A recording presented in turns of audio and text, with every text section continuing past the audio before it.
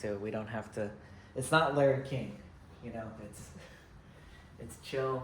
Two friends hanging out. Yeah. Well, I'm not a celebrity. So. Well, you're a celebrity in our bowl.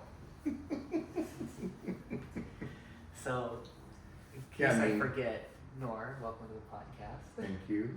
And this has been a long time coming, a couple years. I've been trying to get you here, and we're making it happen. It sounds like you have some cool things on the books, so I'm gonna let you take a bite. Yeah, I mean, if I tried to avoid it, but or I did my best to avoid it, but you know how you think about what you're going to say. Oh, yeah. And then one of the things I thought about is I see a therapist every other week, and 90% plus of what I do with her during that hour, she gives me a full hour, is I tell her a story, right? Story of the now, what's going on, and story of my past, and so she knows my story really well. Yeah. But it took, without a hell of a lot of repetition, some, for the emphasis points, but it's taken hundreds of hours. Yeah, the stories are long and juicy. Yeah, and and that's of course true for anybody. But so yeah, whatever. But then I thought that's one of the reasons I want to meditate a little while first. Yeah. Is I want to really sink and not talk anymore from my head than is necessary. I'd like to talk from the depths, and hopefully you'll be also a guide, and I'll pay attention to whatever guidance you. I love that intention and that direction. Yeah. Instead of speaking from the head, let's speak from the depths.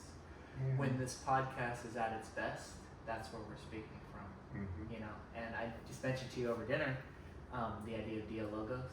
Mm-hmm. That's one of the goals of this podcast is Nick in his own little universe can bring something to the table, Nor in his own little universe, but when we get together, the dialogos, the combination, a third cooler thing can emerge through dialogue, through conversation, through the energetic connection, and pretty reliably that happens about every single time. Oh, that's very cool. I have a pretty good faith that it'll happen this time.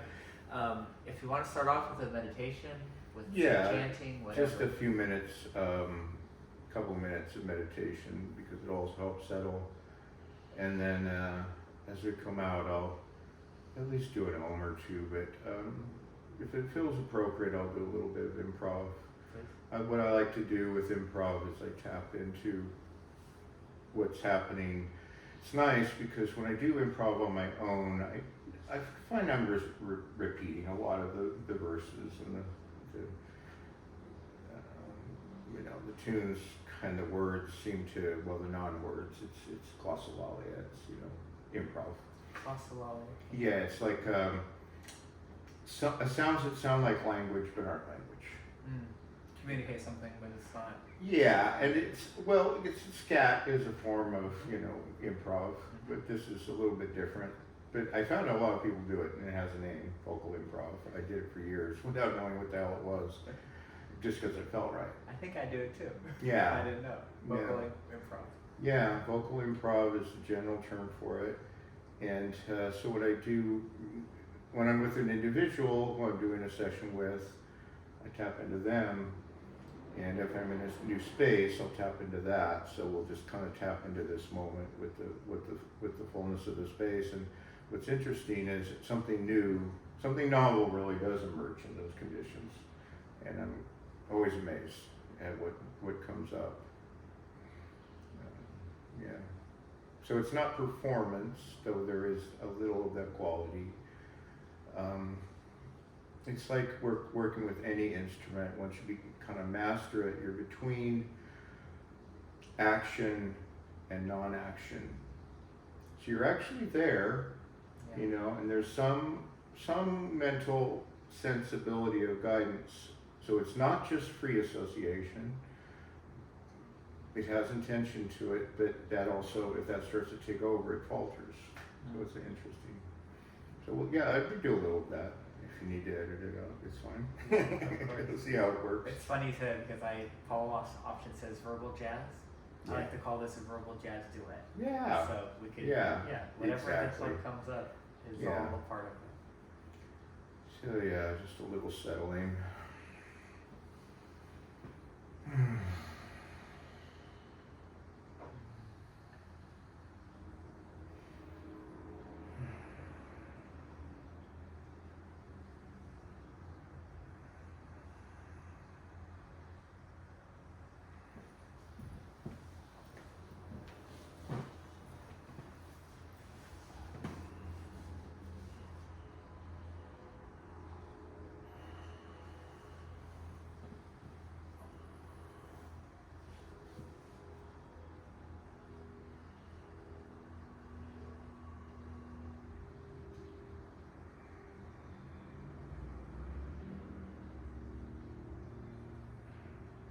I also really like meditating with other people.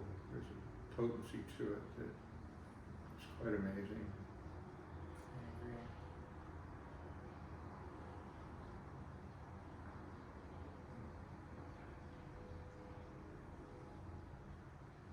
The running waters really speaking to me. Thanks for reminding.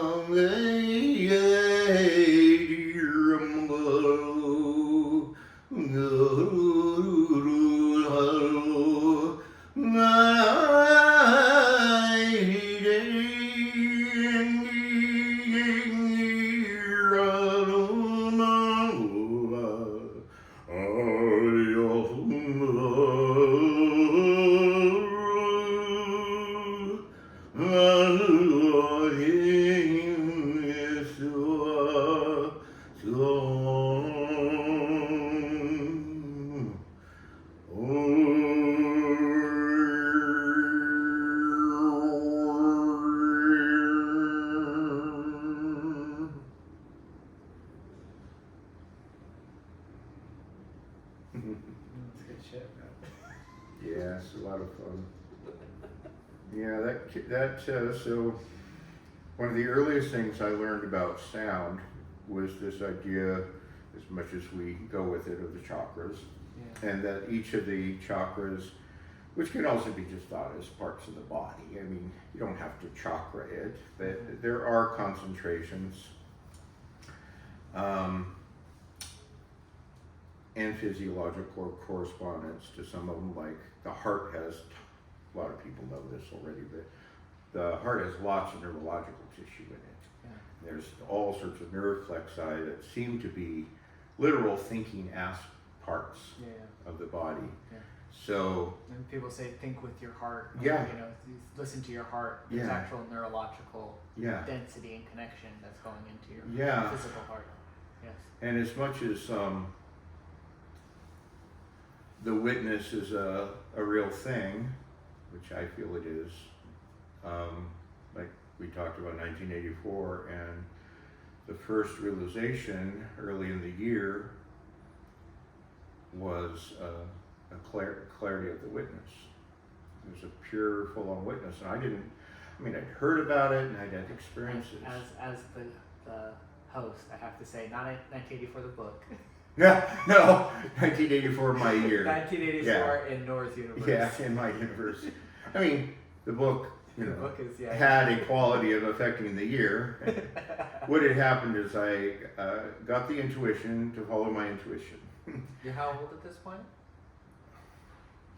Well, I was born in 59, so 24-ish. Okay. Yeah, Wow, 24, 25. Born in 59. Yeah, I'm You're older than my mom. 64th year, I think. Okay, right on. So I there was a commitment. I never make New Year's resolutions. I mean, the whole idea is absurd. And now I've learned you just can't make resolutions of change anyway. That's not how change happens for most of us. In any case, I went with it. Someone said, just follow your intuition this year. And I already had, a number of interesting, fascinating things happen through my life that made that possible. And so I basically just did everything my intuition guided me to do. I mean, it was one of the more interesting years of my life. And I was at a gathering of people called the Radical Fairies. It's basically an open spiritual gathering or group of gay men. And back then it was a very potent thing because it was new.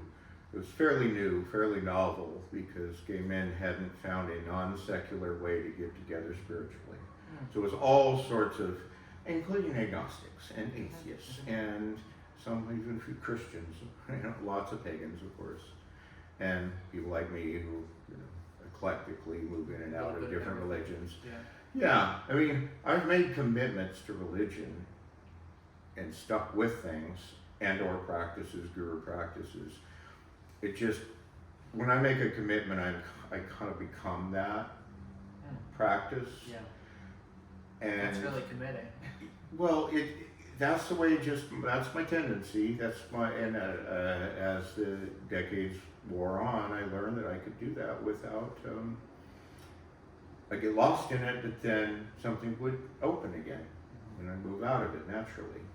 And I got pretty lost a few times, sometimes not always to what seemingly was beneficial, but it always kind of seems to flip itself over. Yeah. That's a long story because there must have been 20 of those I get involved with. I will say the last one that I'm committed to fully, which started maybe 7 years ago. I was sitting in Pete's, back when I could, we could sit in Pete's, and it was Pete's Coffee in Northgate. There we go. One corner of the place.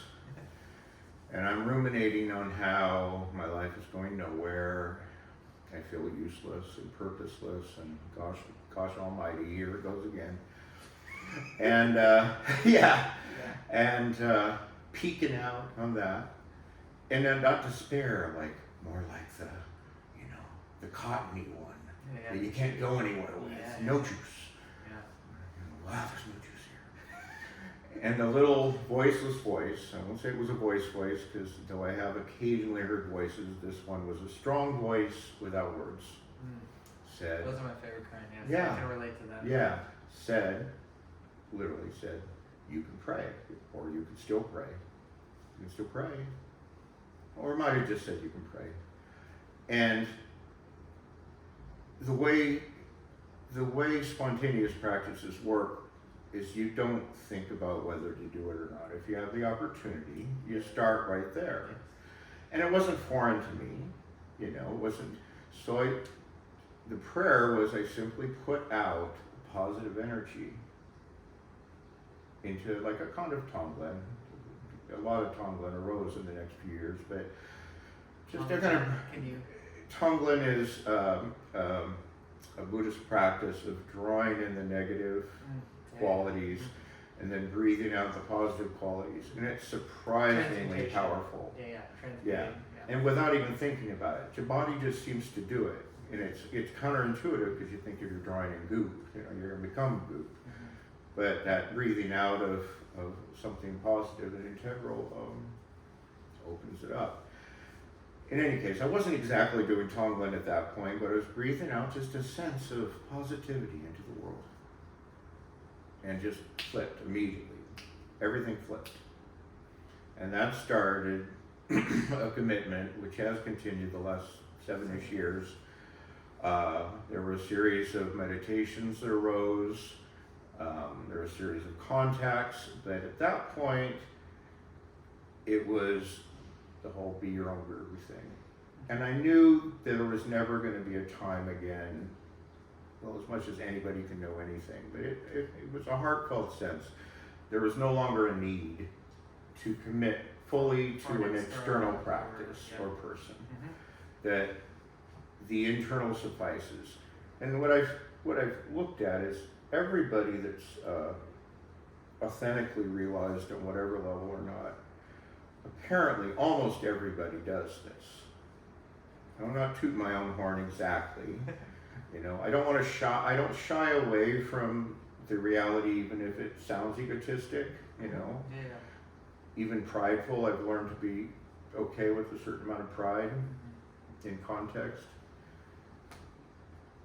I like, speaking of Mike Z, his guru before Paul, Fred Davis. Oh yeah, good old Fred. He's been on the podcast. Oh, I neat. did a podcast with him. Fred, you did a podcast with Fred. That's great. Yeah, over Zoom.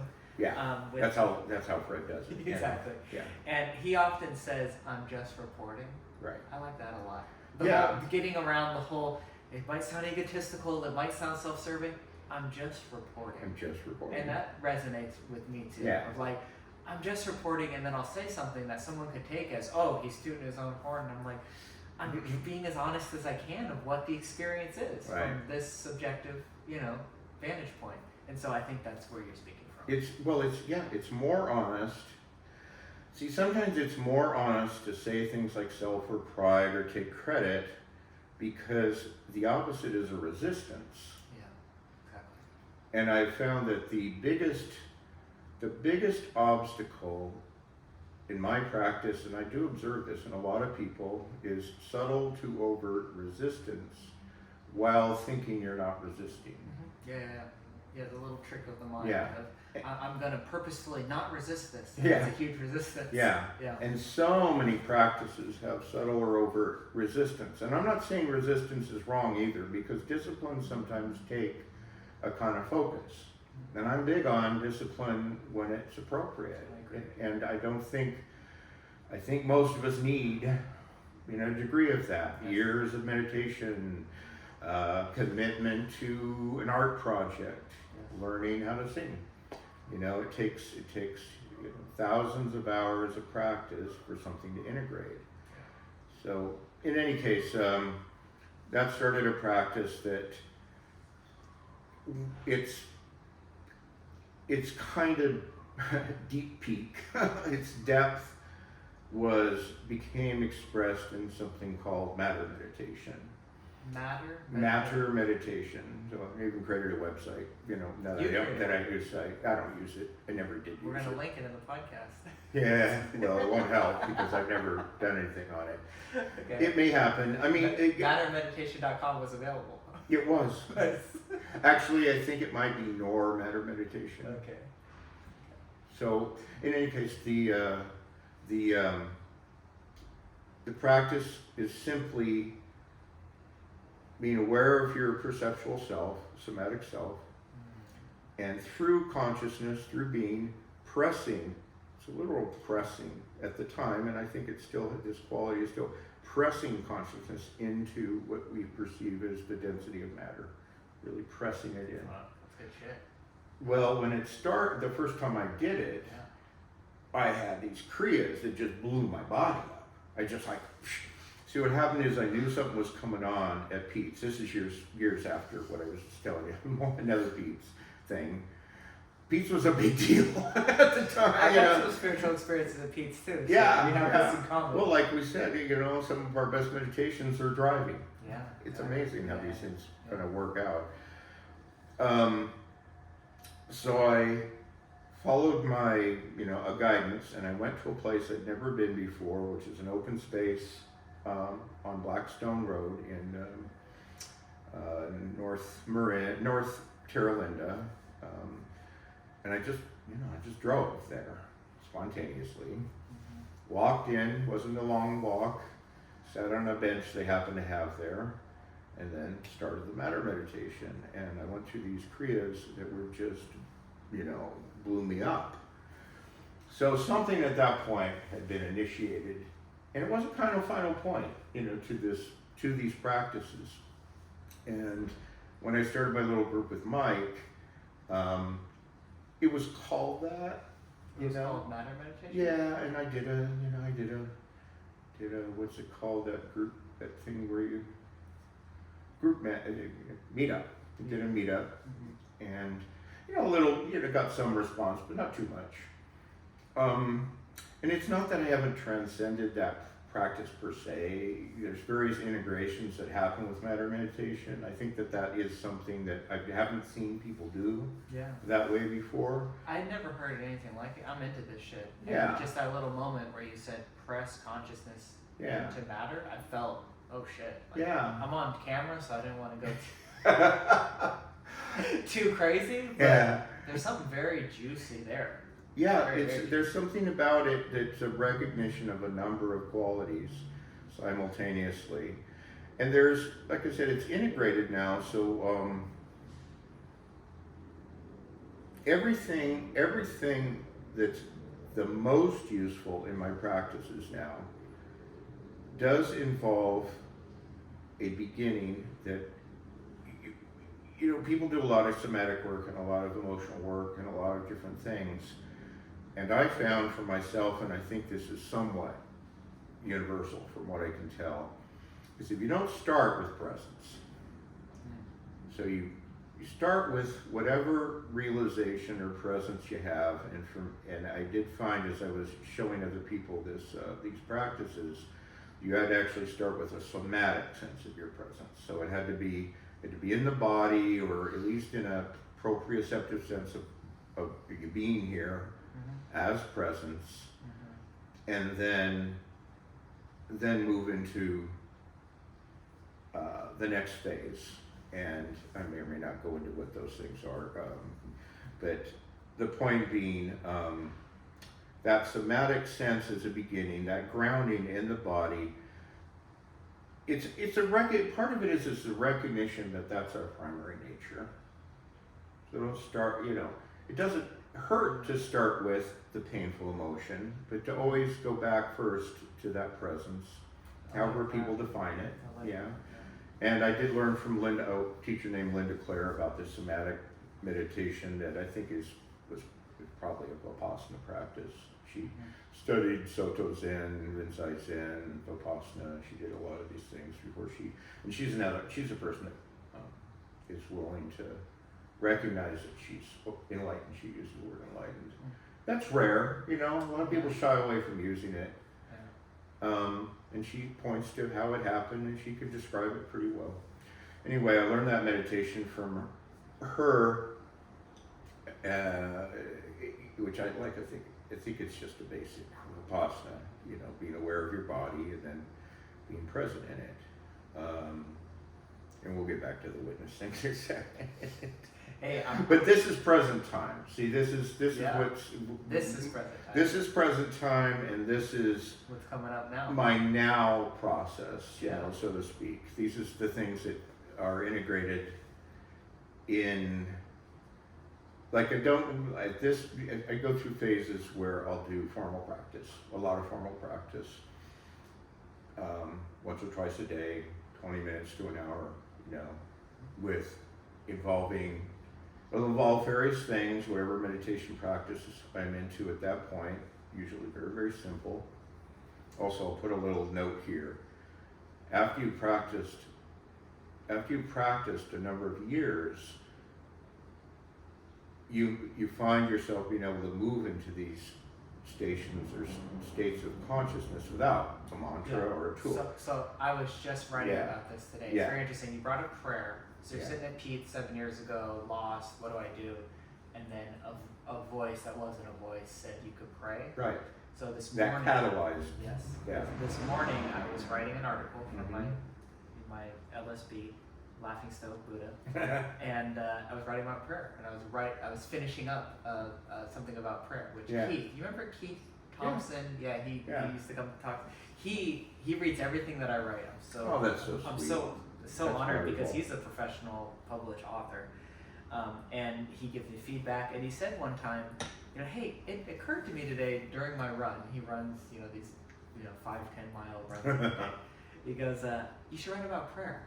And I said, oh, that's really cool. And actually, you're involved in that too, because that satsang we had gone to before, we went to coffee, we were at Paul's house, and somebody was talking about their big dilemma in their life, their big personality flaw, and this and that. Oh, that woman? Yes. And you and you said something which I've remembered and I thought of today when I was writing about prayer. When you said, my prayer for you is that you find healing in that, or something along those lines. Mm-hmm. And I remember hearing you say that and going, that's cool. I like that framing. My prayer for you is this.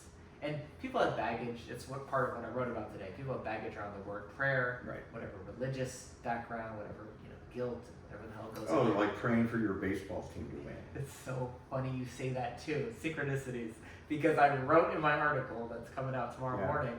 I used to pray for as a kid for protection, for security, and to make the baseball team.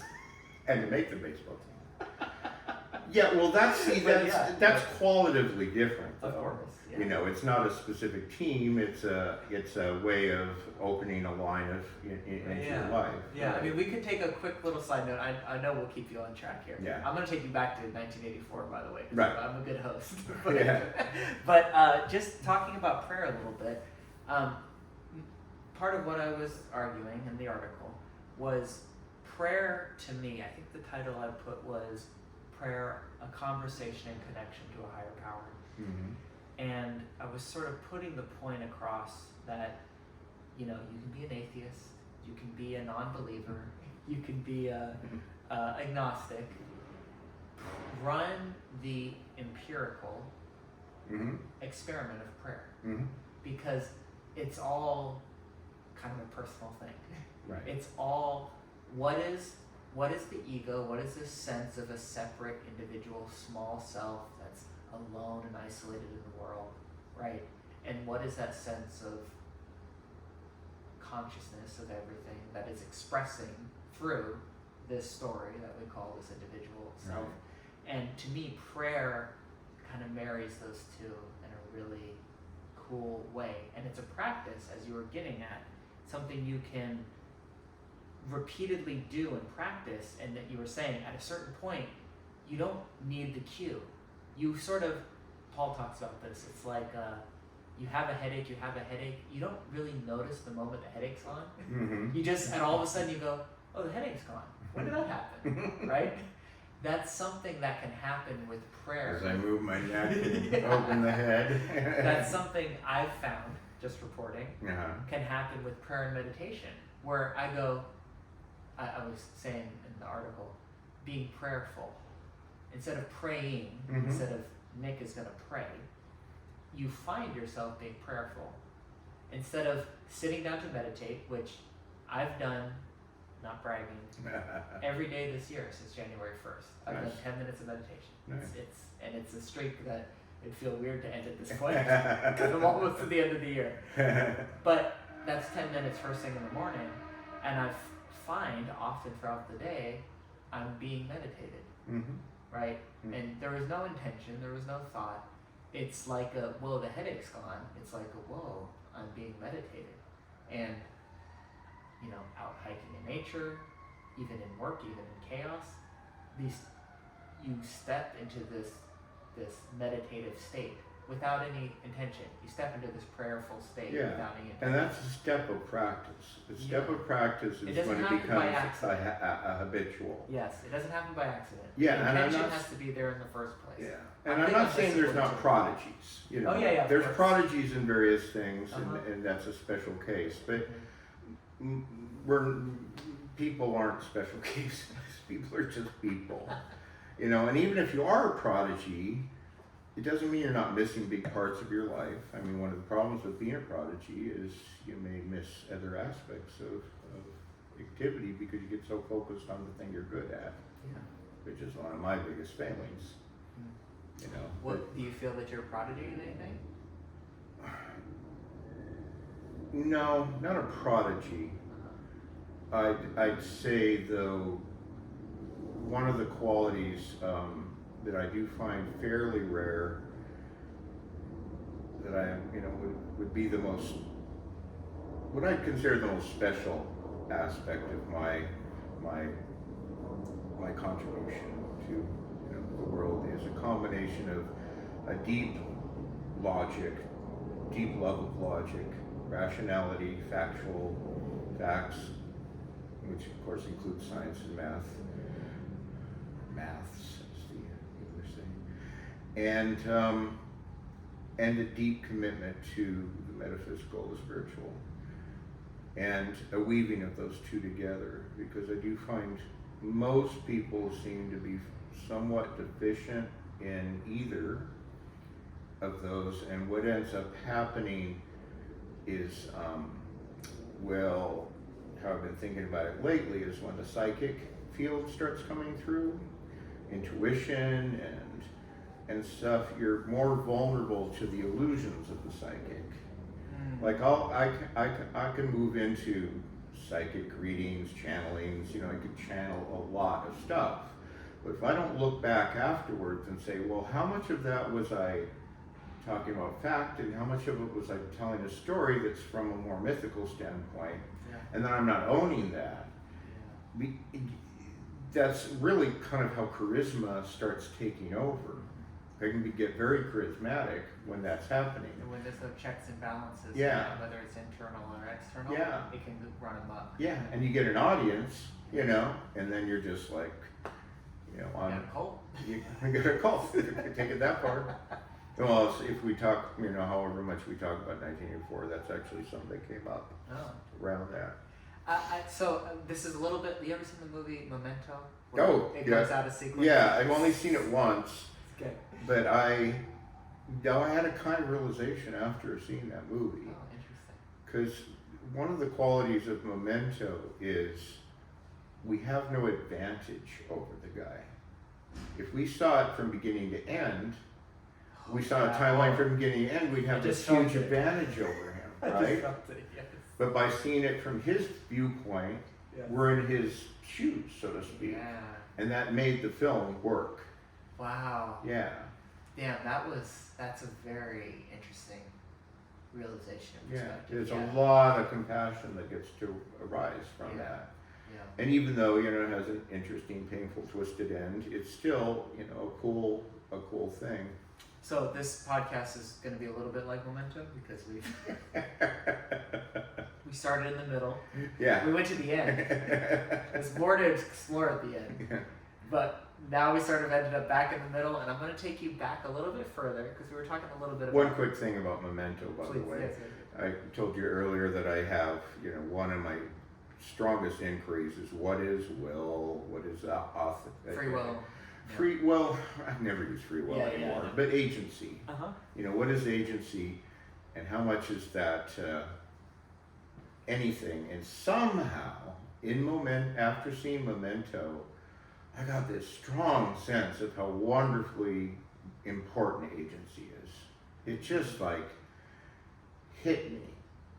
And it wasn't exactly a realization, it was just like a kind of quality of how wonderful it is that we have a sense of agency. Appreciation. Yeah, because that guy was a victim. It's not like he didn't have agency, but in the context, he wasn't able to really express any kind of true agency. He was fully manipulated. Ultimately, I think by himself, if I remember correctly. Yeah, it's been a while since I've seen it. Yeah, it's kind of Groundhog Day in reverse. Yeah. So what were you? So I was going to take you back because we were talking about your unique contribution. You're not saying that you're a prodigy, but you have not really. certain inclinations. Because we were talking over dinner, you're going all the way back to being 6 years old in West Sac. Yeah, West Sacramento. Yes, growing up. You had an inclination for this stuff pretty early on. Can we talk a little bit about 6-year-old Nor? Well, one of the words I like to use is numinous. I think that's a nice... Numinous. Yes. The Jungian, I think it's a Jungian... It was used by Jung, and I don't really remember the origins of it. Blake, what's his name? Something Blake. William Blake, yeah. So that sense of something beyond our limited self that, really is a true sense, and as it integrates or as it unfolds, we call it things like realization, waking up. The best word I like lately is realization. I like that sense of it being a new form of reality. Yeah, I love it too. Yeah. It's Yeah. real. Yeah. It's reality not being this. Keith and I talk about this a lot because writing about this as it regards to UFOs and paranormal stuff, Mhm. but that reality isn't this fixed thing.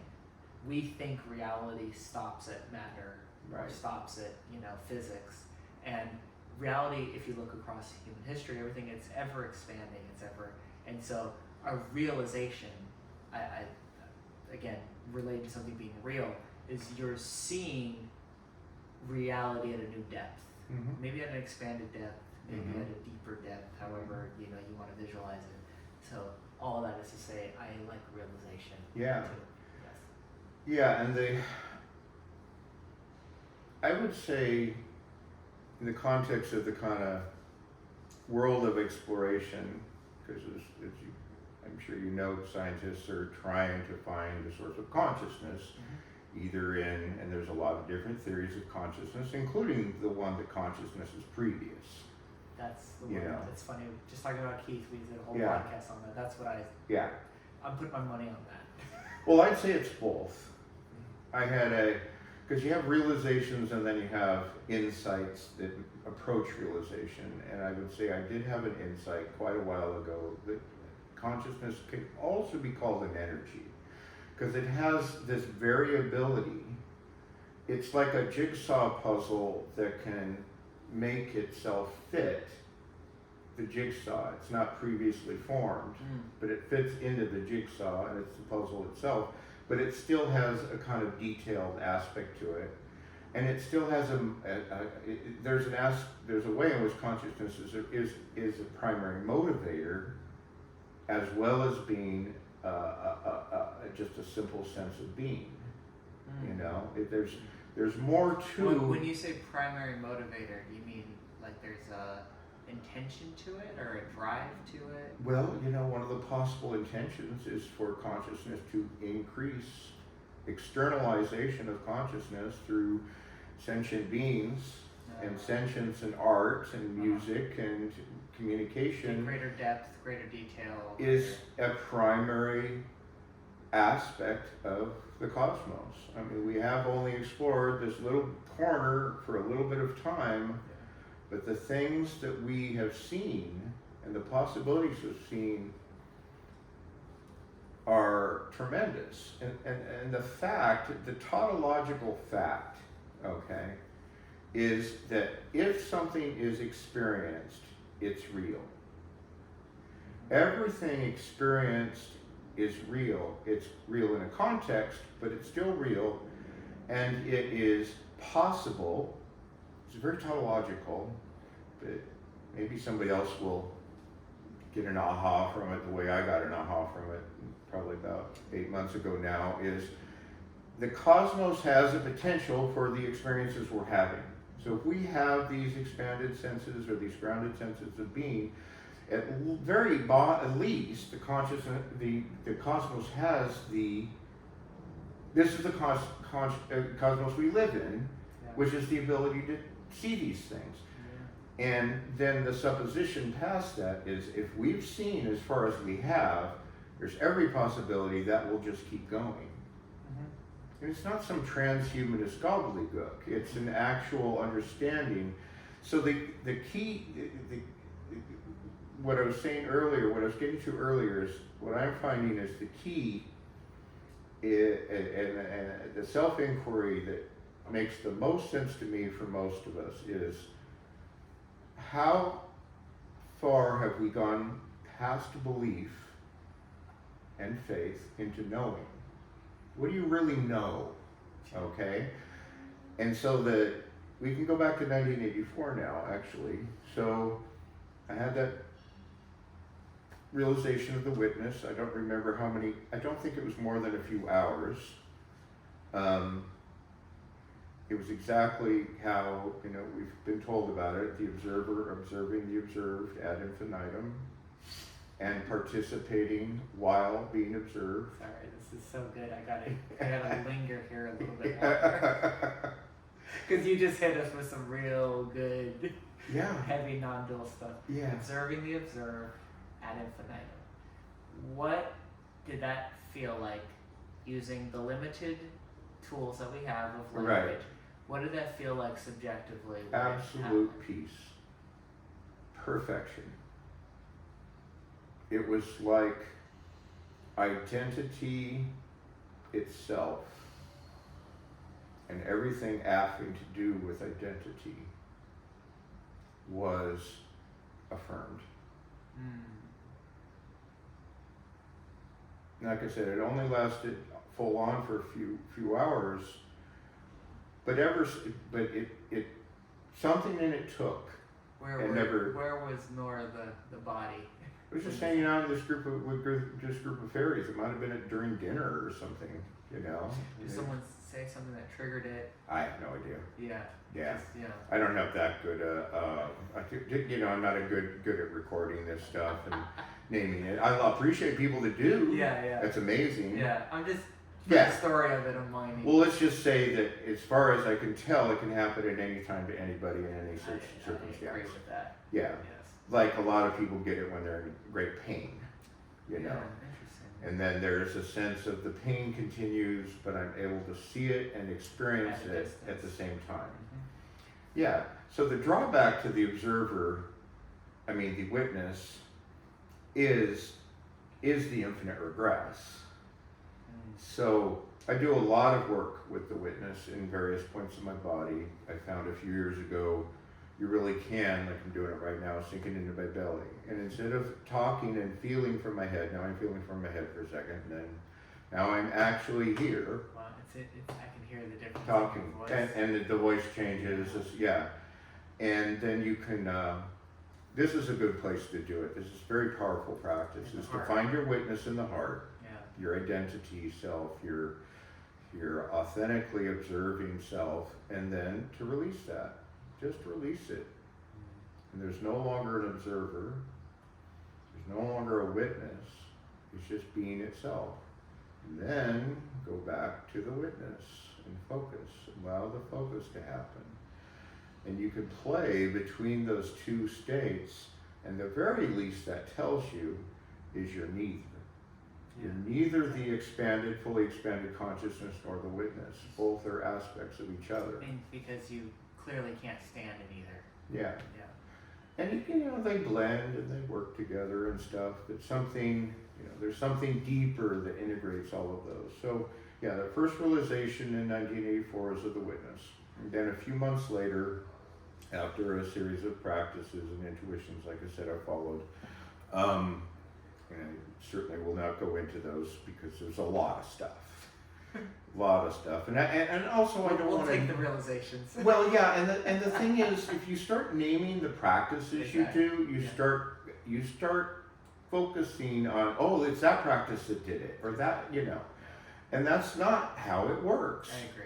How it works is find your way through your intuition and your At heart. an intuitive level. Yeah, and when it comes from within, and it gives you something to do, then it's simply a matter of whether you do it or not. I guess I didn't fully say that, but that was what happened with the prayer thing. It's like I heard either it. do it or don't do it. Yeah, no, I heard it. When you get those senses, Yeah. it's funny, again, I was writing it today, so it's very in front of my mind.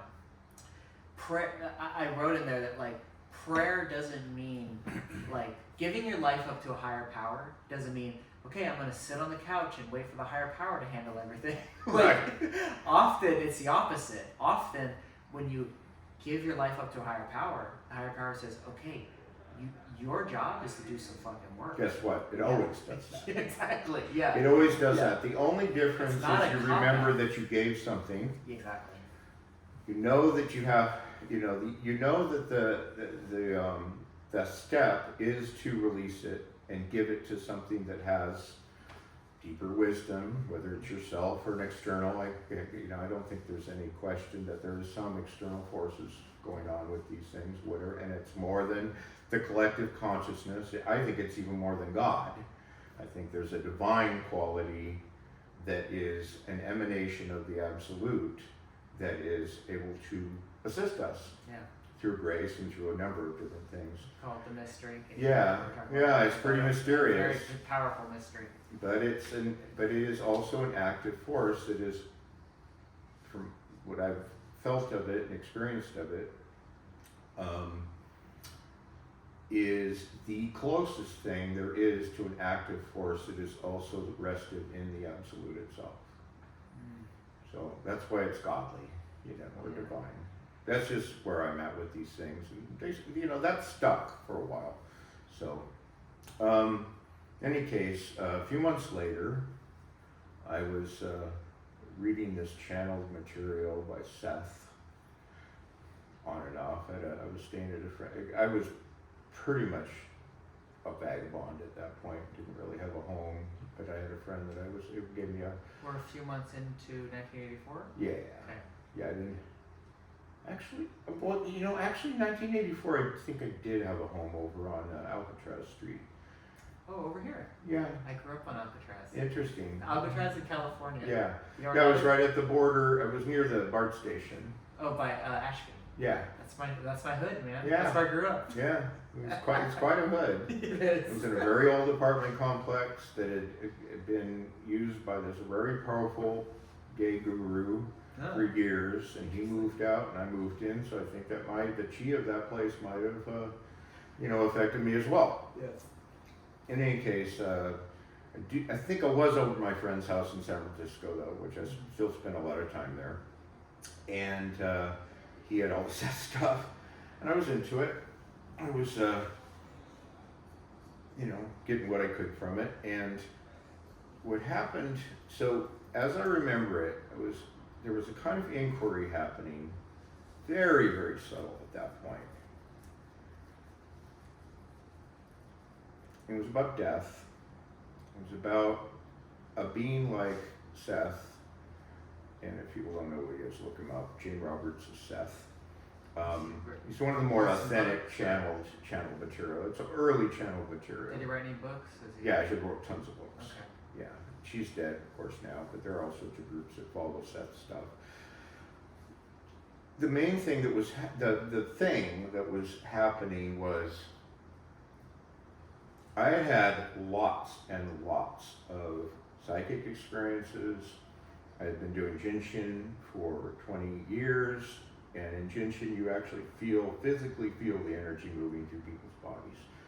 You know that the chi is real because you feel it. You just really literally feel it. And those of us that have worked in these fields, we know that psychic forces are real. Whatever their drawbacks, they do exist. We sometimes know a future event before it happens. There's telepathic experiences. And then the etheric, which is kind of what you could say between the physical or the material and the psychic, is more the chi, the body chi and stuff. So all these things had built up. I'd been a Christian at least twice, been saved, let go of it, witch, atheist, Urantia book, and writers of will books, and really got into all these things. You were committed. I was committed, and I was never uncommitted. What I learned kept. But what's interesting? Well, that's a cool quality that you can go all in on something, that you can commit to something. It worked for me. Yeah. When you do it, so here's the tension, right? You forget. I literally forgot for a period of time my resistance. Or at least I felt that I did. Yeah. That's a cool quality because the tension is this: when you go all in on something, maybe we grew up religious, right? Christians, right. Sort of, some sort of fundamentalist Christian is pretty apropos for an American, right? Right. And you get disillusioned. You realize it's bullshit. You realize you were lied to. You tend to not go all in on the next thing. The average person. That makes sense. Yeah, it's a protector. You're protected. Protective, right? Exactly. Yeah. I've been fooled once. I don't want to get fooled again. You're going to guard your heart and all that. So it's funny. Again, when I said guard your heart, it makes you think of relationships. People that fall for one person and fall for the next. Right. It seems like you could really fall for a system, for a absolutely belief system. That's a pretty cool quality because, and as you fall for it, what's the average amount of time you got to the point of like, okay, I'm gonna take the good, I'm gonna leave the not so I'd say it useful? usually was about 3 years. Feels pretty. Yeah, Pretty it was. right. I mean, it varied. Yeah. I don't really think you can do immersion with too short a period of time. Maybe some people can, but it took. To immerse in 2 months would be. Yeah. I mean, yeah. There. You know, when the phase would happen, it would really happen. And the first one was Baptist. I had an authentic spiritual experience within the Baptist church. At what age? 8, I think. Oh, okay. And That's awesome. yeah, 8. But it might have been 10. But it was early, What you were know. your parents? My parents were expressly agnostic. So it was my grandmother, my mother's mother, Yeah. who I carried her wedding ring around with me. Aw. Yeah. So it She's connects me to my around. ancestral line. There we go. Yeah. So You had she's a the one real- that brought it. So I had an You authentic. had a real Baptist conversion at 8 years I had a old. real Baptist conversion. I felt the descent of the Holy Spirit. I gave it up to Jesus, God and the Holy Spirit, and got baptized. Yeah. You know, You're I actually did that twice over. I did it again a few years later. So you know, I was out, but then I got back in. But I had done, you know, converted to a number of things. I mean, I was a witch and an atheist and a few other things between there. So when you're, you know, I mean, its developmental periods are shorter when you're younger. I think So I suppose I could spend a year and a half and still get it. I don't think I was an atheist much more than a year. But I was a good atheist. Yeah, I was a solid atheist. I remember telling some people how I was an atheist and they were arguing with me. And I'm like, nope. What reminded me of is the break that happened is I'm sitting in church and hearing this stuff about the great patriarch, this great God, and even a little bit of his angry stuff. And I'm sitting there and thinking, I got one of those at home. What the fuck am I doing here worshiping this Dad. breaker of families, Yes. this alcoholic? I mean, he was a great guy in many ways, but he was an alcoholic breaker of families. A little abusive. That my mom told him she was the abuser in the household, and she took on all that. Yeah. The beating things. He tried to beat us once, and she said, no, I'm the one that don't beats. touch those kids. Yeah. I'm gonna beat them.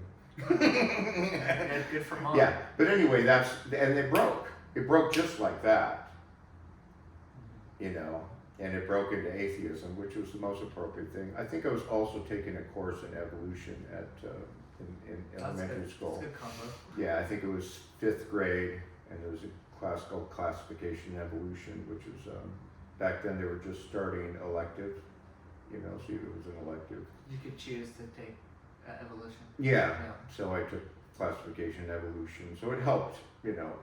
I think it was, they tied together. In any case, that was, so there's been a number of authentic conversions even, there's been where, you know, just a lot had happened. But mid-1984, what happened is, like I said, there was this kind of subtle inquiry that recognized, Seth Hussein is a dead guy. He's a being without a body. Mm-hmm. And I realized I didn't really quite believe that. And I realized I don't really quite believe anything. So this is very good. Practical question. Seth was channeling through someone? Jane Roberts. And then she was writing all this stuff. She was writing all Seth's Yeah, but stuff. she was mostly an unconscious channel. Got it. Who would come through her and write all this. And she wouldn't remember it. No, she'd have to read it before she Okay. could get it. Okay. And then she wrote her own stuff too. Just for practical Yeah, context. a lot of it was, you know, psychic explorations, many worlds theory. They were going off on many worlds theory, timelines, probable realities. Multiple dimensions. Yeah. Yeah. There's just some good stuff out there. Very good. Okay, now I'm at that because it was very juicy. Yeah. So you realize I don't really believe this. So I saw the landscape of my disbelief, That's a very good Felt phrase. the land, fully The felt the landscape of my my disbelief. yeah. It's a good place to tap into. The resistance, Yes. that resistance that was kind of like the scientist, or at least what I thought a scientist was. Yeah, the scientific method at its purest. And all that broke, and the very odd affirmation or inquiry was, it's very silly, but it worked. Seth isn't lying. And I realized there really was this dead guy that could talk. So every single one of those house of cards that I was holding up melted, and the hymen of doubt, I don't know if it had a location or not, it was a full body experience really. The hymen of doubt was broken. It just ripped. And this flood of realization came through that was now affected all the learning I had done and the wisdom that had been gathered, and even some kind of realizations were validated fully as existence and truth itself. Okay? Now, what I've come to understand over the years is basically it was a realization of the psychic. It was a realization of the psychic and ethereal worlds, because those are the ones I practice mostly in. There was kind of spiritual components, but that aspect of it never stopped. Okay. Also a sense of continuity through death, that nothing could really die, even though on and off again, whether memory or consciousness or identity even is carried on, but it became irrelevant. It was just, I knew that consciousness couldn't die. It was like, remember Stargate? The Stargate SG-1? So when they created the Stargate, it looked like a bunch of water, but as soon as it was created, this whoosh came out and then settled back into a film. It was like there was a whoosh. And even though the realization itself that really took was mostly of the realm of the psychic. It wasn't even a pure sense of selfness, it was just truly the power and the potency of all that doubt being broken at once did break into a realization of the self. So there has been a subtle and tacit sense of being in consciousness that never stopped at that point. Now, it wasn't always conscious, but I never really forgot it. Possibly in deep sleep, who knows what happened, but it never really left, okay? Yeah. So that integrated, there is more to realization and self-realization than that.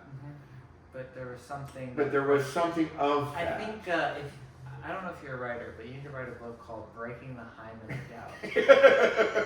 Yeah. Well, the problem. There's two problems with writing. One is you're changing all the time, right? So I guess if you do a biography, then it's okay. It's. The other is, it can be so hard not to be misleading. It's fucking, dude, you gotta believe me, because I've been doing it for months and months nonstop. Yeah. You gotta surrender that. It's rough. Yeah. You gotta just go I do right. Yeah. I do right. If I allowed that little thing of not wanting to be misleaded to take over, you just never write anything. Because as soon as you start down one route, you see everything that's wrong with it. Yeah. It's taught me so much. I could go on and on about writing has taught me. But one of the things it's taught me is sometimes you gotta just fucking stick to some guns and just fucking write it out. I agree, and how that works for me is that's the psychic realm. Yeah. That's what I call the psychic realm, where your intuition's really flowing out, and it's checked and balanced by your reason as much as you have a reason. Yeah. And so that's fine. I really think that's fine. how much you own it in the moment. You got to watch out also for interrupting your writing with doubt. The old style of writing, if you read any of this, people 100 years ago, they did a lot of apologetics. So especially if they're writing something that was kind of transcendental, they would also apologize, like, I'm not really communicating this very well, or it can't be communicated. And that really resonates to me. Yeah, that's an old style. I might have to start writing that 100-year-old. Well, read Olaf Stapleton's Star Maker. If you really want to get a sense of that, it's also a really good book. Yeah. It's foundational to, it's kind of like Tesla. A lot of people don't even know what Tesla is, and yet the basis of so much of our technology and electronics is based on Tesla's understandings. Nikola Tesla. Yeah. Olaf Stapleton was the basis.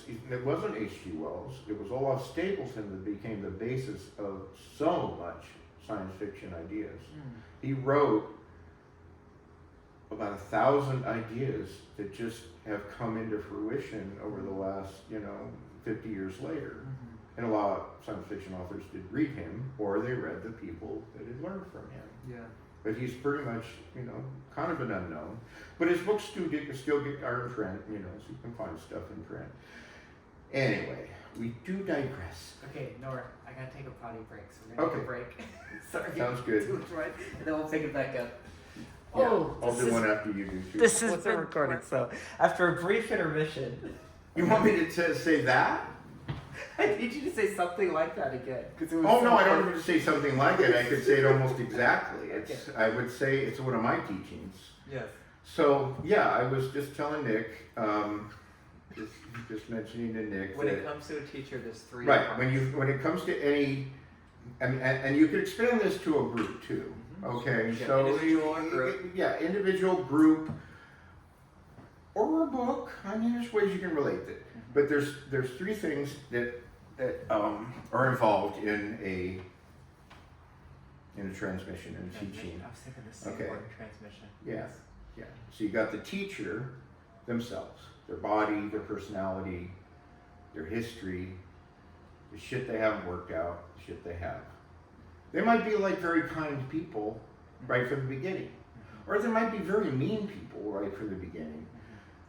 But you're going to look at, if they haven't changed at all, or if they've gotten worse, it's a suspicion there. But in any case, you always have the teacher in their body, or the equivalent.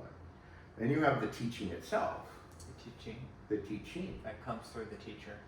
No, they could actually be just parodied sometimes. Yeah.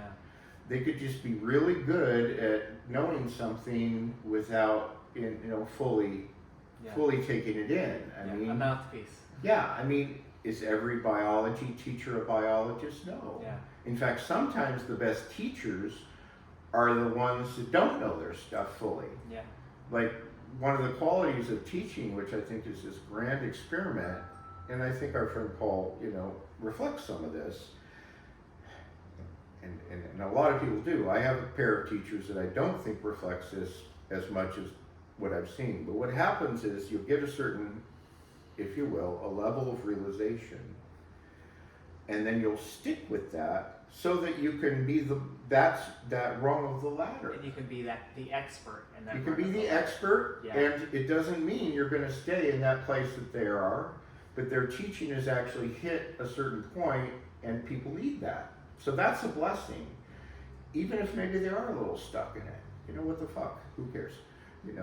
So you got the teacher, you got the teaching, and you got the Shakti, the transmission, the real energy transmission. And the important thing is just not to confuse the three. Remember, there are always these three components. Yeah. So you may really like their Shakti. I'm going to linger a little bit of Shakti because I've done coming close to 40 episodes of this podcast. Right. We've never gotten too deep into Shakti. Oh, okay. Yeah, and Shakti is actually a big piece of my spiritual journey, especially early on, especially pre-Paul, and then Paul brought it on the hardest of anything else in my little experience. A lot of Shakti in Paul's space. Yeah. I'm happy to hear that because I thought I was the only one.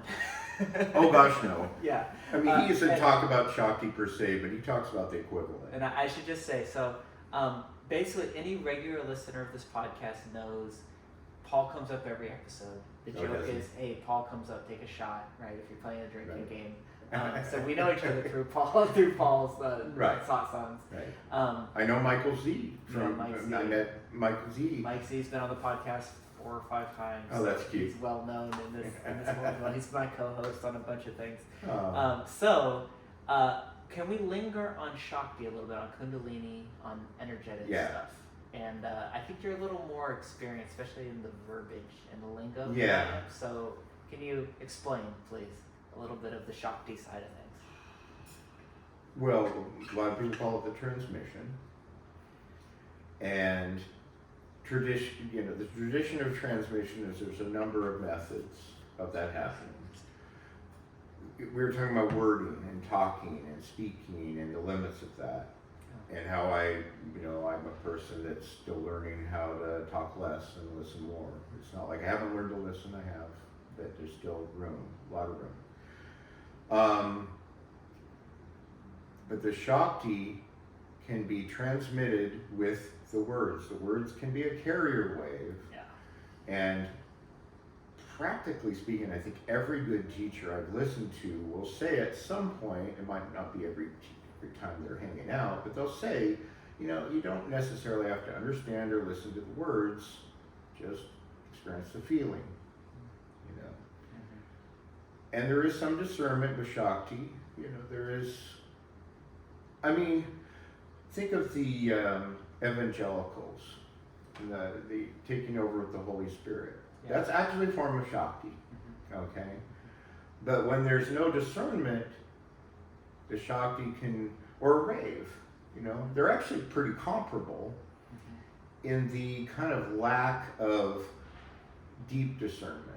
Yeah, it's just getting flushed with some sort of energetic hit. It's like drinking out of a fire hose. Right. Whoa, something's happening, but there's no discernment. I like the word discernment. There's no what is the source of the fucking energy? The source and the direction of this energy. Yeah. Is it really from the Holy Spirit, or? And there is, you always have to be aware that in a group, a fair amount of the Shakti is being generated by the group itself. It's a feedback loop between the teacher and the group. Yeah, the circuit. Yeah. I like to think of it that way. But it's way. not just the feeling level. That's where the Kundalini comes in. There are a lot of energetic processes that happen in the body. Kundalini is just one school of many. It just kind of took over for some reason, maybe the Kundalini teachers or who became popular. I've never had a straight up Kundalini, awakening per se, but I have plenty of, what they call kriyas or energies that go through me at various times. Yeah. And a lot of times pure Kundalini experiences can be painful for people. Yes, and anxiety inducing. Yeah. It's commonly considered an ascending energy. Ascending meaning from the ground. Coming from the ground, well, technically from the perineum area and the tailbone. First chakra. It's where it gathers and then it breaks through. But I don't know a lot of the technicalities of Kundalini because I've only studied it in a limited way. And when I did study it a bit, I was already in this last phase that we talked about, this last 7 years, and the people that were teaching that teach Kundalini Shakti combination. They call it Kundalini Shakti. That's the Rudy was one of Da's teachers, school. Anyway, there's all these traditions. Yeah. And when I went to hang with the people in the big group a few times, and I went with an individual teacher, and there's a lot that happens. There's a lot of. So anyway, the Shakti it's not just energy. It's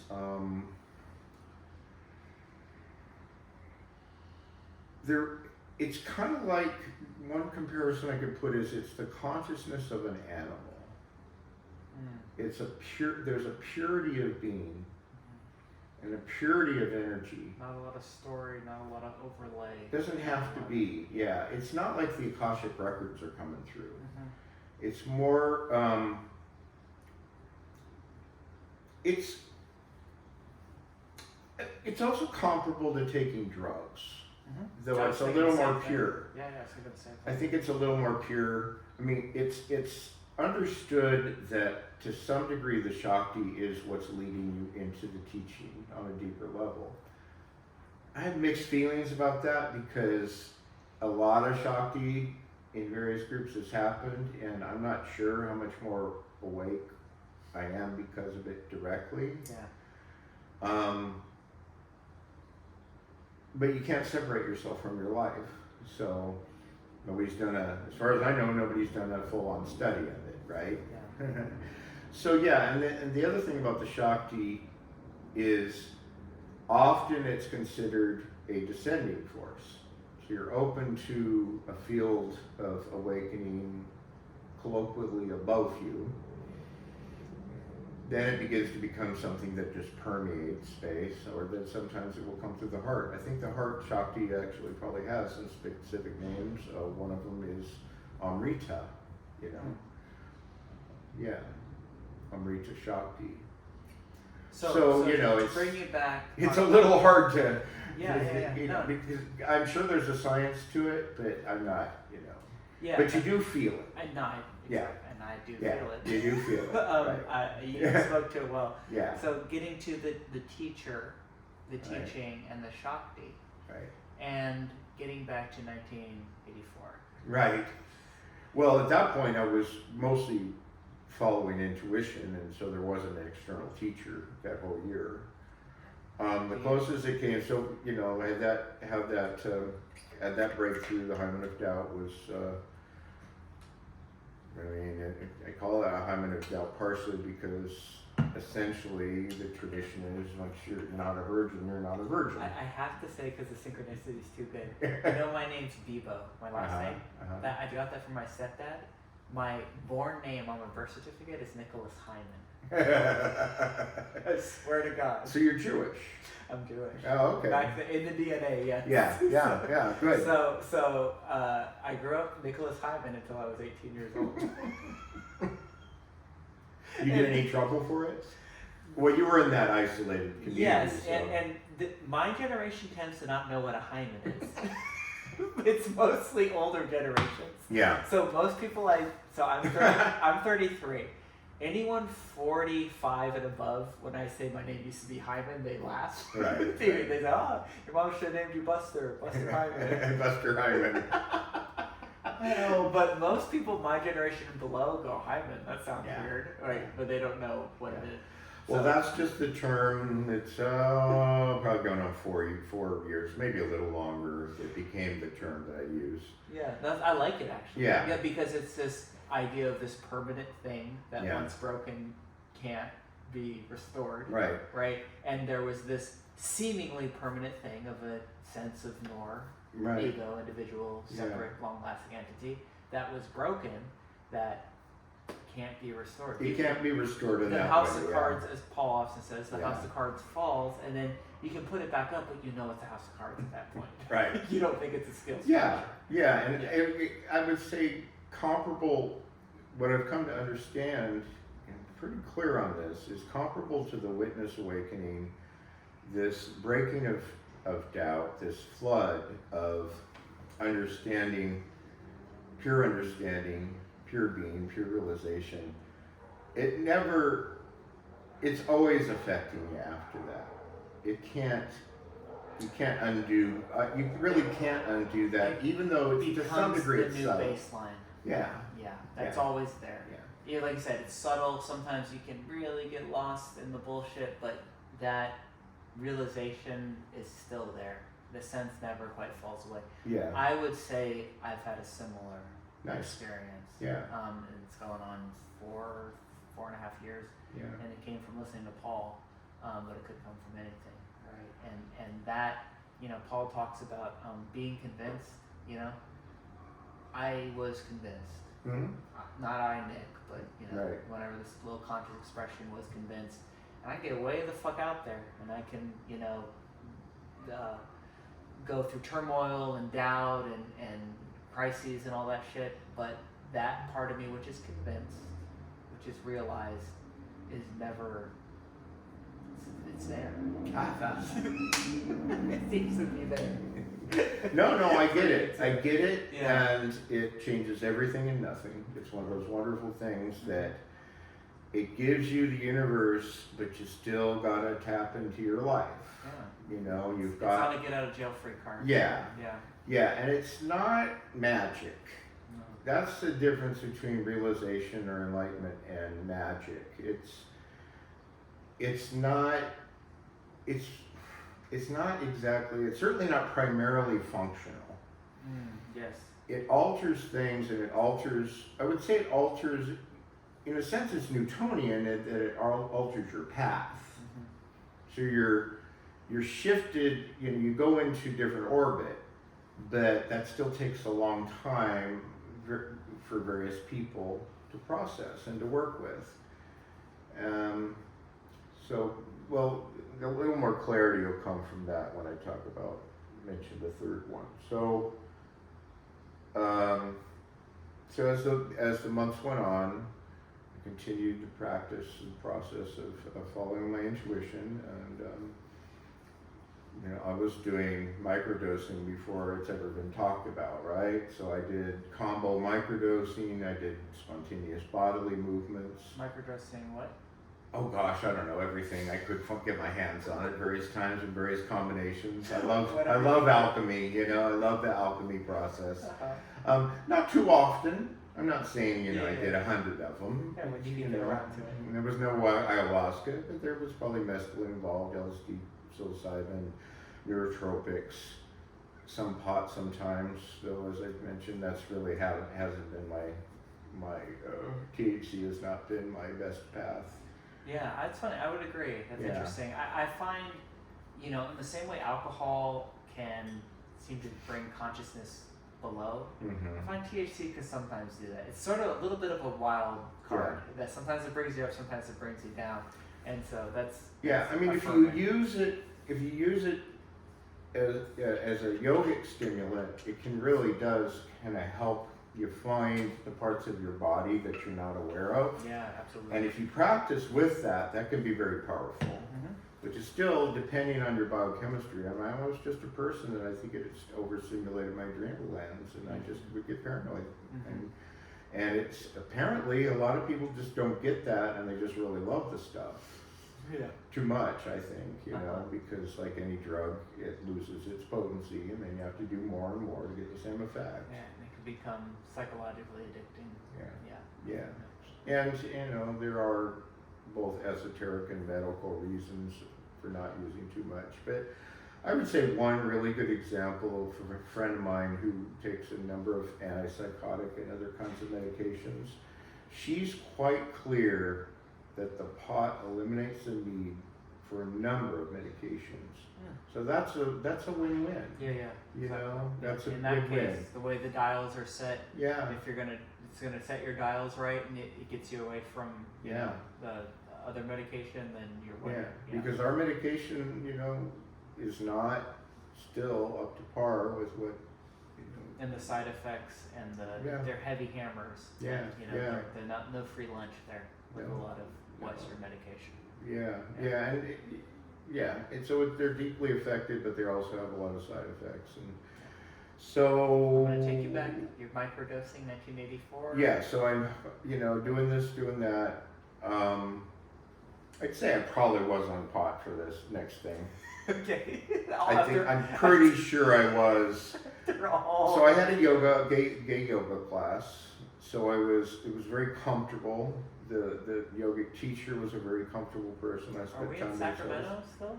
We're in, where were we? California? San Francisco, I think. Okay. No, East Bay. It was in the East Bay at that point. We're in the East Bay now. Somewhere out here? Berkeley? Yeah, but I wasn't living here. I just came here for the classes. Yeah. So I noticed gay yoga, nice yoga class. I've been doing yoga on and off since I was 12. So I had a nice neighbor that brought me into the YMCA to do yoga. Nice.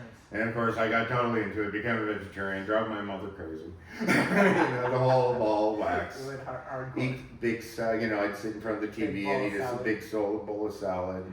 Real My quick. mom would slip me meat without making me, say it was vegetable protein.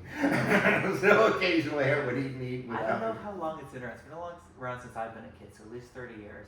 Intermezzo on Telegraph in Berkeley. Big bowls of salad. You ever been there? Oh yeah. Okay, Yeah. Intermezzo. So they came back. They were gone for about 10 years because Mhm. they burned down. They came back a few years back. So we'll go to Intermezzo sometime. Okay. And get a big bowl of salad. I think there's one on 9th too. Yeah, right? yeah. Uh huh. Well, until I get my teeth, Yeah. there's a limit to how much, Because those are you feel like a cow. Like Yeah, yeah. I have a limited capacity to Yeah. do Once you salads get your teeth, now. we'll celebrate with a salad at Intermezzo in Yeah. Berkeley. Yay! That's all we have. Yeah, once I get my teeth.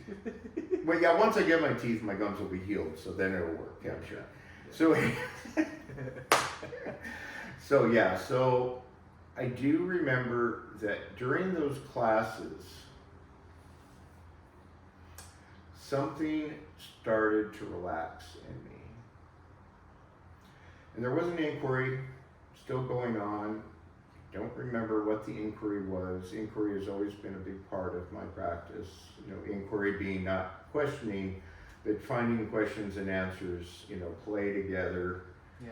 It's a process of you actually find the question and the answer at the same time. So it's a living process. So I think one of the inquiries is, for instance, as I mentioned earlier, how can we have a God that's omniscient, knows everything, and still have free will if everything's already known, right? Yeah. So that was an early inquiry. I really don't remember what the inquiry was, and maybe it had mostly completed itself by then, but there was some of that. In other words, there was a lifting force to some degree, but more and more the last few weeks, I have understood more and more that it's mostly relaxing. Mm-hmm. It's mostly as the tension leaves, not grabbing back onto it. Okay? Yeah. You said And that we at tended- Paul's the other day. We were standing out on Wilmac Avenue, Oh yeah? and we had a little quick 5-minute conversation before I had to run Yeah. to pick up my daughters. Yeah. And you said that, and it stuck with me. You said it really is a relaxing, that you're not gonna find realization, any sort of a sustainable long-term state of being by going out and getting it, by Right. going out and grabbing it. It is a relaxing back Right. into a natural state. Seems that way to me. I would agree. Yeah, it's now the building the muscle of inquiry and activity and presence. That also has a muscle. I mean, once the presence is there is a kind of muscular process that happens, and probably a lot of changes in your brain, maybe even your hormone system. Neurologically. So there's, there's people that write about this ad infinitum, and you can pay as much attention as you want to them. I think it's useful for some people. I just can't see polluting my mind with all that anymore. Well, it's just, suppositions. It just, there's only so much supposition you can take unless it's useful. So, like anything. So I'm in the class, and I'm starting to feel a kind of relaxation and a recognition. There's something getting recognized that didn't seem to ever be recognized before, but felt very natural, right? And it would we'd creep up on each other for a while, and then there'd be, some pulling back maybe. But it was at the stage, for whatever reason in my life and in the times, where it was a lot easier just to relax into it. So yoga class was a place where it started to manifest, and I seriously do not remember when these are things hard to talk about because they're not manifestations, they're relaxations, as I said. But the thing itself, as far as I could tell, and I've confirmed this finally with a few people, was like relaxing into a self-perpetuating field or frequency or harmony of awareness. And in this case, it was specifically the awareness of God's will. And it was the awareness, so I guess part of the inquiry is, why does evil still exist, you know? Why is resistance? It's an inquiry into resistance itself and the actions of resistance.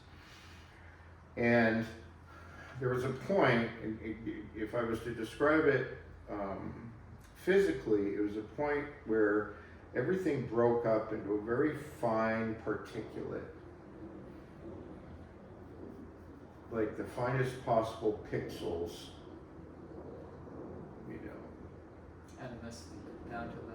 Yeah, just you know, and it was almost as if I could see this, and half mixed, you know, they're all mixed together chaotically, and half the particulates were doing God's will. And half the particulates were resisting God's will. And they were in perfect harmony. Yeah. And both were feeding each other perfectly. Both needed magnetic poles. Something. Uh-huh. And what settled is what the only thing I could call it was divine will, which integrated both. And just an old philosophical concept, even that which is against God is for God. Uh-huh. You know, that there's just, if you look at the harmony of existence, and we've, almost all of us have seen this is that. Tao Te Ching, this is ancient, Yeah. and this is Alan Watts. Yeah. Right? Yeah. 101. Yeah. And it's Tao, Yin, and Yang. Uh-huh. You know, the Tao is primary, fundamental, but the Yin and Yang is still always there. Yeah. You know, folding into each other. Yeah. They're both needed. Yeah. They can't survive, or they can't exist without the other. Yeah. And it was a full-on Realism. resting in this, like writing. Not at that intellectual. Oh gosh, no. Yeah. No, the intellectual was included, but integrated. The heart was integrated, included, but integrated. But no quality. It was fundamentally without quality, because once that was seen, then divine will just became the lack of quality, the lack of the need for quality anymore.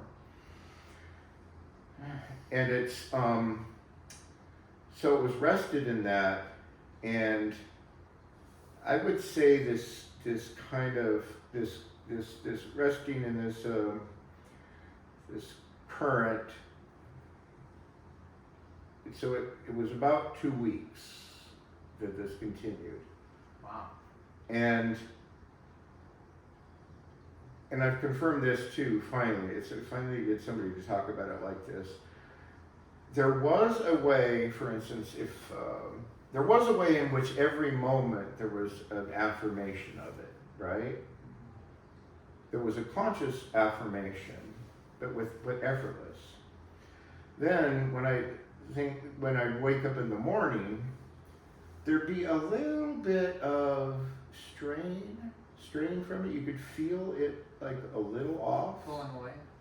No, just a drifting, you know, like you drift out of a current, you know.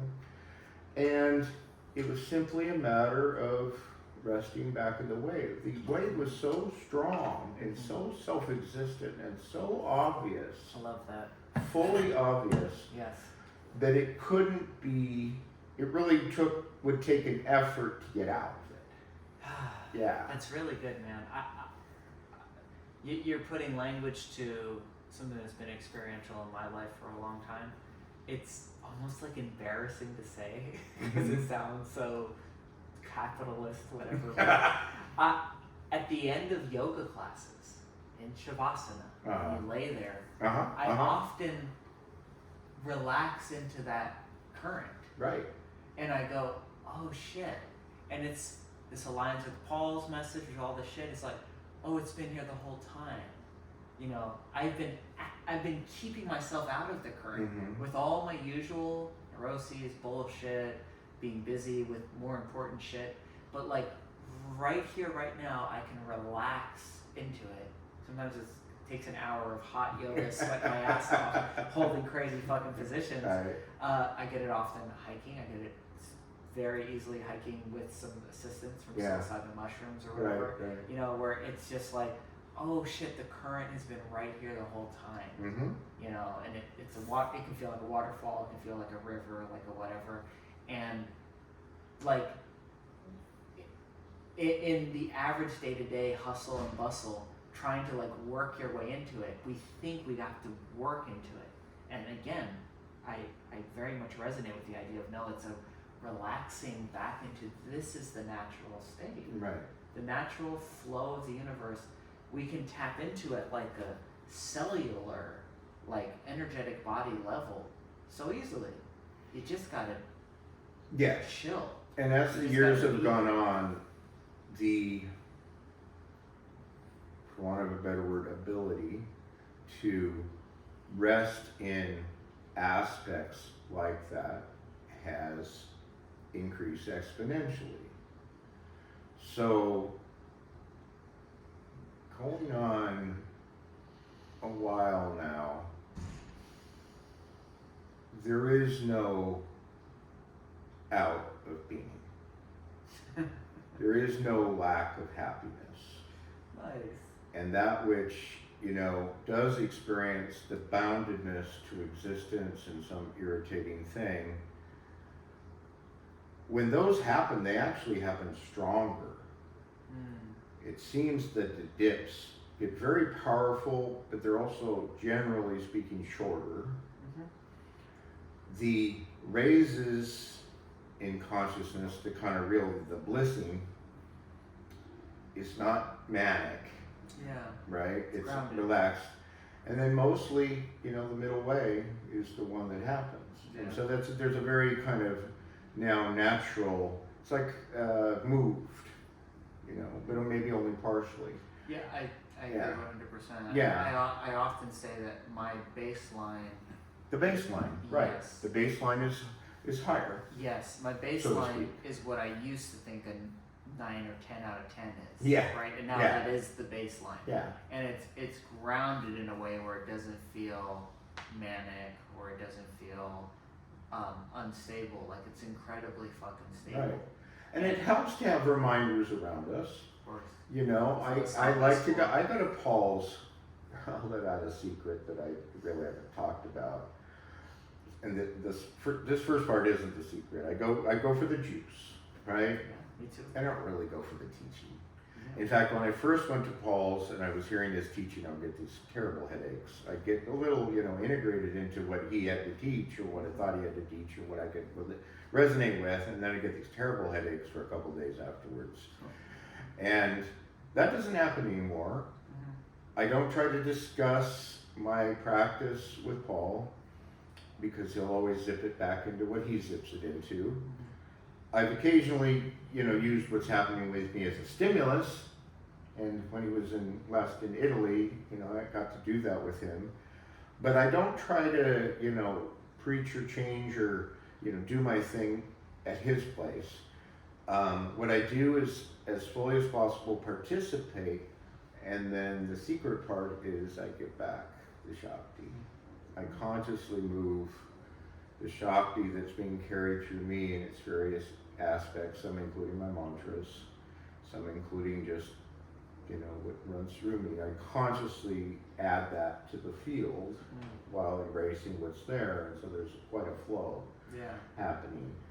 How much that's noticed, what it's really doing, impossible to say, but that's one of the reasons I'm there. I'm there to contribute to the juice consciously. Because the teachings I work with and am committed to, one of the basic recognitions is all realizations, in a sense, are stations along the way, and none of them are the thing itself. Of course. Yeah. Yeah. So each of those. It's a great sign that it's Yeah. not the destination, is that Yeah. you feel that it is. But there's a joy in these integrations that is profound. So one of the things I've understood in the last couple of years is that the grace of having that experience for those 2 weeks. And I'll say really quickly, there was a couple obvious manifestations. One is I was mostly silent, which is just not me. I mean, my earliest report cards in kindergarten were, just really well in this, and social and blah, blah, blah. And always got straight A's and all that bullshit. But even in kindergarten, they write in bold letters, he talks so much. This is like goes way back. So it's a fundamental, Part of the settings. I mean, I don't mind calling it a personality flaw because it's just what it is, right? Yeah. It doesn't mean I'm gonna mea culpa. It's just like everybody has flaws and challenges. The point is, there was just no room to do a lot of talking, and things would come up. I remember arguing with a libertarian one time. I didn't say a lot, but I could really feel how he was really off, so I did a little of this and a little of that, but mostly I was just beaming and hanging. I was at that gay bar down here in Berkeley. I don't know if it's still there or not. It was around the corner from me, actually, so somehow I ended up in there. I'm not a big bar guy, but so that was one of the manifestations. I think there were 3 that I can. Oh yeah, I told you about the one where I was reading Bibeau, these dense spiritual books, and it was like everything made perfect sense. That was so cool. It was just amazing. And I think this, the Sophia, the knowledge, depending on who you are, that happens. You really do feel like there's a fundamental knowledge to what's real and what's integrated, and everything is kind of pouring around and through that. And that's a side effect. Yeah, I would say I have friends on all sides of the spiritual spectrum. Yeah. From, I have one that comes to mind that she grew up Jehovah's Witness, and she's having a bit of a awakening just to, have the structural problems with, that fundamentalism. Right. And she said to me, because I write about Stoicism, I write about Buddhism, cool. Taoism, all this shit. And she goes, all the really wise people are saying the same thing in different ways. Yeah. And I go, yeah, that's a quality that I've noticed as well. Yeah. And it's either part of the world, they had no cultural connection or historical connection, but they're all seeming to say a very similar thing. And that's when you're in a more realized and more awakened state, that tends to be amplified. Yeah. For sure. Yeah, I mean, one of the things I really like to communicate to as many, especially fundamentalists of every ilk, including New Agers, is it's okay to test God. Yeah. Your faith. I only trust the God that I can test. Yeah. Your faith is strengthened by finding, going through the doubt, going through the challenges, and like this relationship we talked about, when you fight in a relationship and you heal and you become stronger, there's incredible solidity there. Yeah. So I had the blessing of being able to go through that enough that I know, the word God is just very simple. I can use the word God in 100 different contexts with 100 different types of people and really mean it, even though they might mean something a little different. I can go along with it. I can talk to most Christians really well because I have that background. It's funny, I can't. Yeah, exactly. Yeah. So it's not like I have to hold on to a specific idea. It's more like I see that after my faith, if you will, has been tested, something still emerges. And I want people to know that that's possible. Your authentic being will survive and strengthen. Yeah. So, so that most of us heard the word Satchitananda. So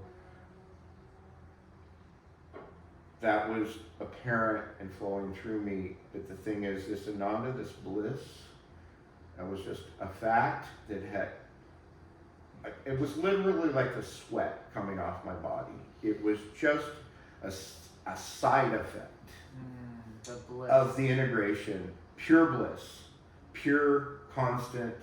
It's funny, Keith on our last podcast episode brought up Yeah. Satchitananda, Yeah. which is pure consciousness and bliss. Consciousness, being, and Consciousness and, being and bliss. Yeah. as one thing. As one we thing. break it into three, Yeah. but it's one thing. There are three words, but Yes. people, you can It's put them experience together. is one, Satchitananda. Yeah.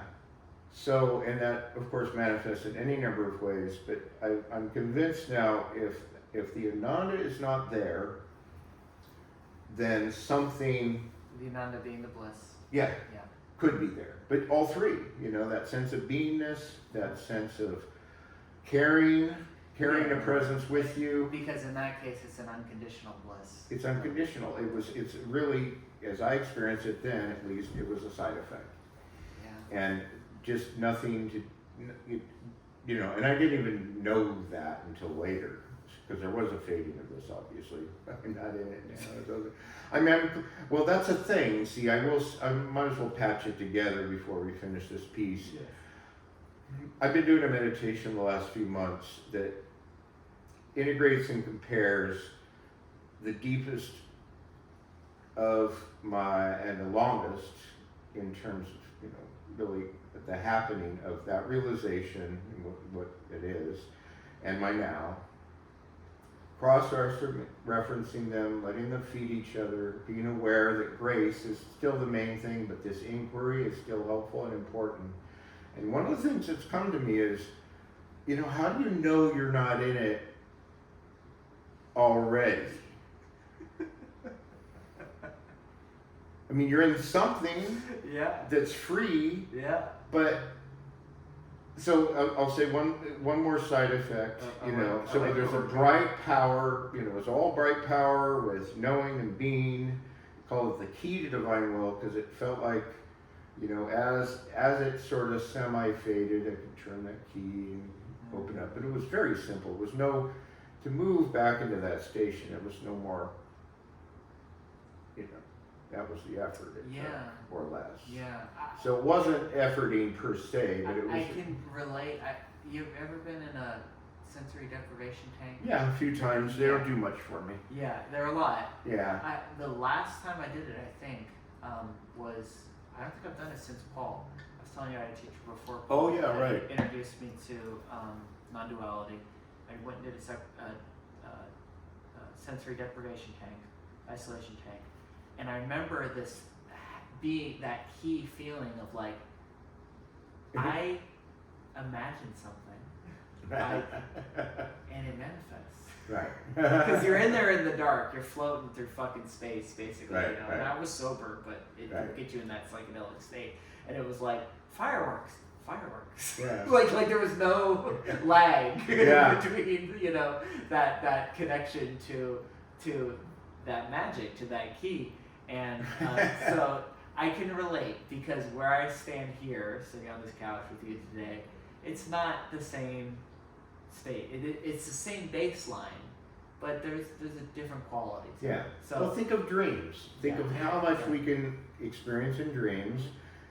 I don't do lucid dreaming because I like that time of my day to be what it is. I think there's an incredible value in being taken by these stories. that's good wisdom. I like that. I really, there's actually some scientific backup for it now too. Yeah. But I'm not saying lucid dreaming is bad or wrong. There's something very almost egotistical about lucid dreaming. It's like, I want to control that too. Yeah. Well, also, so I understand the sex is incredible. I mean, if you're a fantasy person, whatever you want. you could create what it's a All virtual reality. All you can eat buffet. I guess. Yeah. Yeah. So one more effect before I finish this piece up was wherever I just walk around, I do a lot of walking. Whatever, I wasn't like, it was pretty calm actually. Grounded. Yeah, it was just very present. And when I would look at people as they passed by, a good number, even if I had this kind of simple, peaceful face, would just there was an externalization that's the Shakti, I would say. They were feeling something in the Shakti, they were sensitive to something, and for a moment it made them feel, happy. Yeah. So there was these, there were these various effects, and then since I had been following my intuition, I got an intuition that says, let this go. And it also put a carrot in front of me that says, well, let's just come back in a different form in a few months, and there'll be some integrations and blah, blah, blah, and this will be wonderful. And so I just, the fading that was naturally happening, I just let that continue. And it took months for it to really work through. Yeah. And here's another little esoteric thing, people can check into this. I did feel a break, like a finalization, like a lot of it left, and I went back into, normal waking consciousness, so to speak, when I had an orgasm with somebody I didn't care for. Yeah, and that's an esoteric principle, and I know that's controversial, and I'm not sex negative at all. I'm extraordinarily sex positive. But I do think there's some esoteric principles. Now, it could have been because I have issues in that area, that's why it happened to me. But it did, that's a thing. And years and years later, I became chaste, which is, you can have sex with yourself. Chastity is no sex, and chaste is, you can still have, self-sexual, so to speak, and whatever. I became chaste because, again, I felt a different aspect of that, which I just happened to call my soul because it was the best thing to call it. I could feel that breaking and being chewed up when I'd have inappropriate sex that was not integral with my body and my needs. And so to keep that soul quality strong, and I was working powerfully with a couple of teachers, so that's why I think I got sensitive. Eventually, the end point was chastity. It's just what ended up working, and that's worked for me for a long time now. It's not a recommendation by any means, but it's very personal. Well, it's like any addiction, okay? Because there were addictions to certain activities, and it's like any addiction. Active addiction with intention or agency, so to speak. A lot of times the agency is not letting go. Yeah. It breaks us. It grinds us down. So that was a grinder. Yeah. So anyway, that it faded because I followed my intuition. It just let it fade. It never came back with that potency. But one of the gifts I've realized that it gave me is I got a very large taste, a 2-week-ish buffet of heaven's dinner table. It takes me. Paul talks about free samples. Yeah. And I've often said, there's free samples and then there's all you can eat buffet. Yeah. This was an all-you-can-eat buffet. Yeah. Paired with never needing to eat too much, but having everything you wanted. Yeah, you had your fill. It's kind of an analogy. No, of course. Yeah. You in this analogy, you had your fill, and there's work to do. You have your slice of life to experience, and I was 25. Yes. I was very fucked up still on many different levels. I had a lot to learn, a lot of personality issues, a lot of usury things with people, just a lot of irresponsibility. So there was, if somehow the decision was to stay there, there's a couple consequences to that, because when that Shakti is manifest that strong, you can find people get drawn to that. Like moths to the flame, but I also, there's a certain way in which they're reflecting your shadow as well as your positivity. And I was just simply not ready for that. So thank God. There's a lot of shadow. Thank God it didn't maintain itself. Yeah. So So I still have this kind of reference point. Like I said, one of my basic practices now is this kind of cross reference. I mean, maybe there are tensions in my body, my mind, my emotions that are kind of a resistance, but the process I'm in now and have been for quite a while is just perfect as a human can be, naturalness. Yeah. Human could be in this environment, because the American environment, the U.S. environment is not easy to be natural. No. And I'm not saying I eat natural food. I eat crap sometimes. I'm a, Rajasic. Actually, I learned years ago I had to eat tamasic food, or it was oversensitized. You're gonna have to do some definitions here. Well, it's the tamasic is the rotten. Ah. The ferment. Like you couldn't even be fermented. We just ate some kimchi. Yeah, like the kimchi, right? Things like that. Uh-huh. Rajasic is the heating food, Mm-hmm. and tamasic is the, the simple plain food. But really, I'm big on all three of those. I think all three are important, and I even have to eat, like I said, junk sometimes. I learned a lot. I put on a lot of weight, and I was anorexic, and I was bulimic for a long time when I was a kid, and I was anorexic for a longer time. And I knew I needed to put on some weight, so that took a few years. And then, I bloated. I got up to 300-ish or a little over, and I'm at under 250 now, and it's been a process. But again, there's no effort. Almost all efforting, especially for my type of persona, is counterproductive. Yeah. I get rebound. If the harder I push into something I think I need to do, the more rebound I get. Stronger. And it just, I think some people call it instant karma. But my life continues to change at an even accelerated pace. My eternal life, there's all sorts of fucked up things still. Of course. But it's mostly fine. It's mostly, and I'm certainly not hurting anybody. Yeah. That's a good sign. I'm doing some service work, Yeah.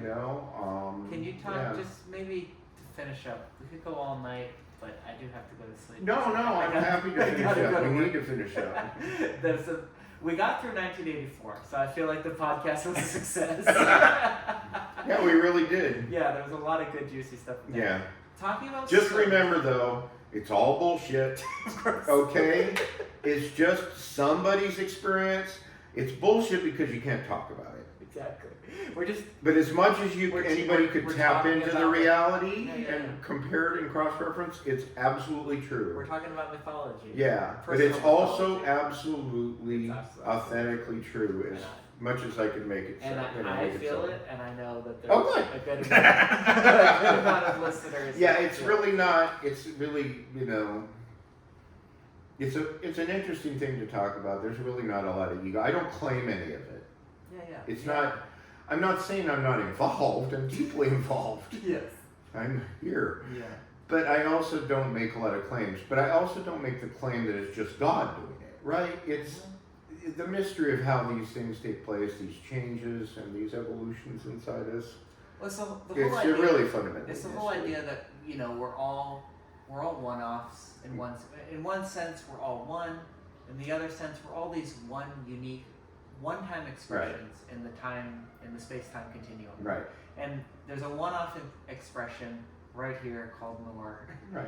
And it would be inauthentic, and it would be inauthentic. Covers over there. It'd be inauthentic to not fully express and tell the story and tell this mythology as best as we can. Yeah. And so the whole, it's an ego trip to not fully embrace There you go. and do justice to That's it this exactly. story. Yeah, exactly. That's it exactly. Yeah. So you were saying something to close up. Yeah, to close up, because a lot of things lead back to Paul being of service. Mm-hmm. I love the idea of being of service. I like to tell myself this podcast is being of service. Mm-hmm. There you go. Plenty of people out there that are lost, are lonely, and they're getting so much out of hearing your story, and so much framing, and so much direction and cool shit. So, just in closing, speaking of being of service, you mentioned that you've spent a good amount of the last so many years working with the dying. Dying has been, death and dying and mortality has been a big theme. It's the last one I talked with Keith. I told the story of me facing my mortality, looking at the barrel of a gun. Right. Keith told his story of when he was 25 and he almost drowned and had a near-death experience. So death is in the mix for this podcast, for the work that I've been doing for my own personal life. And you know Ram Dass. Have we talked about Ram Dass before? Oh, yeah. Yeah, Ram Dass is big in my... Yeah, we hung a couple times. Did you really? In person? Yeah. Oh, okay, because I know he used to hang out out there. Yeah, and also as far as friend of a friend. I mean, he was local. You remember Z, who passed Mm-hmm. away? Yeah, Z was good buddies with Ram Dass. Oh, good. Too. Yeah. Yeah. He did the podcast with me. Ram Dass made a really good contribution. One of the things he seemed to refuse to do was make any claims. I think he was deeply in the guru thing because, you don't want to claim like your guru. Of course. Yeah. But when you don't have a guru anymore, then claim as you want. I mean, I have many gurus, but you're also your own guru. That's part of it. Once you're authentically your own guru, something else happens, Yeah. Bhakti is a beautiful thing. I've done it many times. But now Bhakti is much more, it's not diluted. It permeates just a lot of my life. Mm-hmm. Paul actually called me a Bhakti. He says that's one of the reasons I don't quite get along with his teaching. Because he's more into the emptiness and I'm more into Bhakti. Yeah. I refuse to be insulted about not being recognized as a Jnani, because I'm obviously a Jnani as well as a Bhakti. Yeah. But not formally, Just a little context. Jnani is the path of knowledge. Yeah, knowledge. Using the mind to go beyond the mind. Yeah. Using knowledge. Vedic, Vedic. And Bhakti being heart. Right. Love.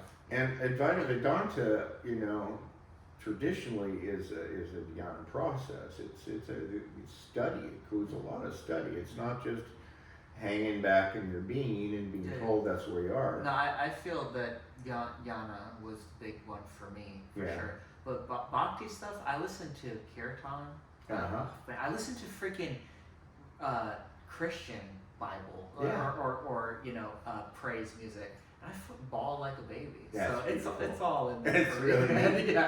Yeah. And I have teachers that I love still. I love Paul and I love the other teachers I see, and I sing a lot. Yeah. I sing a lot, and I have mantras that chant, and they include divine qualities, and as much as they're people, and people. As the years go on, I find I do think that's my primary motivator component is love, and I think it could be the next stages of my relaxation into realization are accepting the love that flows through me and not resisting it, because it is, in a way, it's very frightening to feel that much love. It's very scary. Yeah, to open up. But of course, what you find is once it's divine, once it really is integrated, and the divine and the person are integrated, you're not vulnerable anymore in the same way. There's a potency to it. It's Alan Watts again, the wisdom of insecurity. The only security is absolute insecurity. Nice way of putting it. Yeah. The idea that you're gonna lock yourself up in a bunker with all the guns and all the food and all that, and then you're gonna feel secure. Right. You're always gonna find a reason to worry. It's really nice not to know that's not true. Yeah. It's nice to not have to fall back to its logic. Well, yeah. I mean, I have a lot of food around just because I do, and a couple 10 gallons of water or something, a bunch of water, but just because it's there, medicine, etc. But I'm not about to buy a gun, and if we have a societal collapse, really, I'm just going to fade into it. I don't know what's going to happen. Exactly. I just don't have a desire to prepare for, as people like Mike Z would point out, you start preparing for that stuff, and then you're creating that stuff. Yeah, exactly. You know, that's kind of basic affirmation. You know, that is a magical quality. Yeah. No, Resist, persist. exactly. Those things do. I don't say they're absolutely true, but there is a lot of that. They're a force of the universe for sure. Well, yeah, because you're putting it out, Yeah. and so of course you're creating that what you put out. Yeah. You know. So anyway. So, can we talk a little bit about sitting with the dying? And Oh, what okay. you've done. We didn't talk the whole time. We didn't talk about Yeah. Shinjitsu. Jinshinjutsu. Jinshinjutsu. Jinshinjutsu. Let's talk a little bit about that. It's Jin. Jin. Stick it on your shin. Shin. And do jujitsu. Yeah, like jitsu. Yeah. Jin Shin Jitsu. Jinshinjutsu. I won't forget it now. Yeah, it's an old, it's a revived acupressure type of practice. You've It done it to includes- me in the coffee shop. That's right. Yes, I did do a little with and you. it's powerful.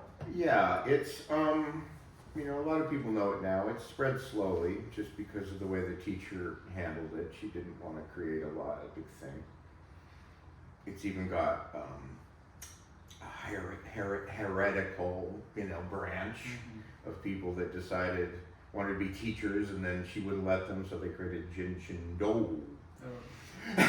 And that's I've done Jinshindo. It's a very powerful system. It's not Jinshinjutsu, but it's actually its own creative force. And that's just apocryphal. I'm not sure that's exactly how it happened, but you know. Yeah, and so yeah, once it came through her, I had a stealth therapist in my teen years. I didn't know she was my therapist or a therapist, but she got me involved with her.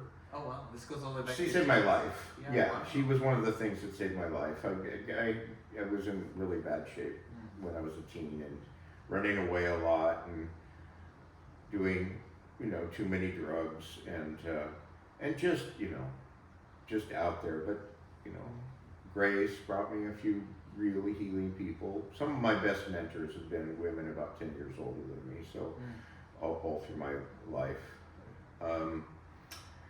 So yeah, River Dancing is her name, and she was a student of Mary Burmeister, the Jinshin teacher, and she would do it on me, and then I was doing some body work on and off, you know, since I was a kid. So, including some formal training, not a lot. And so I was about 14, 15, and I took my first Jinshin class. It was fun. It's kind of dreamy. She teaches in this kind of circular way. There's books that you go through, Sort but of it's just ethereal, sort of. No, it's not ethereal at all. It's very physical, but it includes the fundamental idea of Jinshin is you're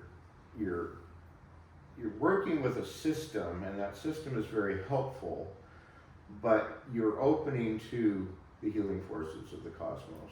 Liminal, that's the word I was looking for. Oh, interesting. Liminal, Yeah. So as you practice it on yourself and on other people over the years, that opening starts to increase. And so when I do Jinshin now with people, I guess you could say I completely go away. You know, that's cool. That's flow it's a lot of fun. That's flow state. It's flow state. Yeah. It's deep flow state. I'm deeply present, but the light is just. Yeah. So I haven't had the opportunity too much. I've only had a couple of clients in the last few years through volunteerism, but I did work with hospice back on Cape Cod quite a while ago, and that's when I found I was a nursing assistant with hospice, so I do the bed baths and take the charts and, you know, do the vitals. But then there's plenty of time left over, so I said, why not? I'll do some Jinshin on people that would accept it. Yeah. And most of the time they would, or if they were comatose, it was up to their family, and then, you know, do that. And there were incredible things that happened with these people. It's one of the perfect methods for people in actively dying. It's amazing how it kind of folds into that. Yeah. So when you say there was incredible things, can you give some? Well, I'd say so I had I had kind of a reputation after the first few months, the year of of practicing. I was the only male nursing assistant, so they put me where they would want to get males. Some people would prefer males, so that was nice to have a male to do it. Yeah. And I was kind of known for people dying quicker. I mean, yeah. depending on your perspective. Yeah. Well, I wasn't actually giving thing. that many meds to people, so it wasn't like I was with them 24/7 giving them their rocks and olives in form of liquid morphine. No, it was, I mean, so the positive spin on that is you help them to accept. See, apparently it helped them. Surrender. It helped them surrender and relax. Yeah. But there was one specific experience. Happened to be a bit of a younger guy. I think it was in his 40s, and he had been basically comatose, fundamentally comatose for months. I don't know. I think he might have been intubated to feed. I don't really know the details, but they sent me over there just because they knew. They just kind of wanted. I think they were experimenting with me. I don't know, but I had that reputation, and he was really a hanger-oner, right? Mm. So I only did, I think, 2 sessions with him, and in one of those sessions, I had a kind of spontaneous experience of going into a deeper, the dream, the shamanic dream state, and helping him meet up with a spirit guide, right? That's what happened. It's a psychic experience. You let them happen. You do your best not to interpret them. If you're, you don't talk. I don't. You talk about it when it comes up. You don't put it on your shingle. Yeah. I can help you meet your spirit guide and die happy. It just doesn't, I'm just not that kind of guy. Some people would, some people would. And I said, if they want it, they want it. So anyway, and he died the next day, after months and months of resistance. Wow. So, little things like that are pretty nice. Yeah. They're a nice confirmation of the possibilities within the field of healing and wholeness and as long as people keep their noggins in shape and really look, anecdotal's a very real thing. Doctors give a lot of medicine based on functional medicine, I think it's called. Yeah. Because they hear something works, like a lot of doctors will give you arnica if you've got a bruise. Yeah. They don't necessarily believe in homeopathy or know much about it, but they know it works. Yeah. So that's that. So it's when you're working with biology, there is a lot of gray area. Double-blind studies are one of the ultimate ways to check certain things, but there's some things you can't do that with. Like they couldn't do double-blind studies on gunshot victims. Yeah. Right? Yeah, and they famously they can't do double-blind studies on psychedelics because you can't have a control group. Right. The people know that they're not tripping. Right. Are you having a spiritual experience? I took a placebo. I know I did because the walls aren't melting. Yeah, if you're like me, you'll still have some experience, but then when you take the psychedelic, you're like, oh no, I didn't. Oh no, I didn't. I did. Yeah.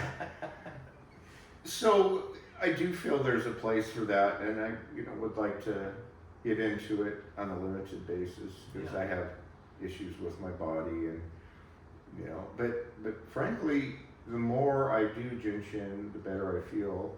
Yeah. The only I have done one session with a friend on the floor. I won't do that again. Jinshin is best if you've got a comfortable seating, especially a zafu, and the person's about 2 feet off the ground, and you can kind of it's kind of a traditional Japanese, and it's also because it's traditional. You keep people's clothes on. You don't have to be naked, and then you just do a series of pulse points that you literally feel the energy moving through your fingers and the changes in the energy. It's quite fascinating. I no longer think it's necessarily their pulses. It very much could be my pulses, but they change. Yeah. Fast, slow, and eventually they always even up. And when we get into the there and mine at a certain point, if there's some sort of a flow state thing going on, then And then occasionally you feel these weird things like a needle going through your arm.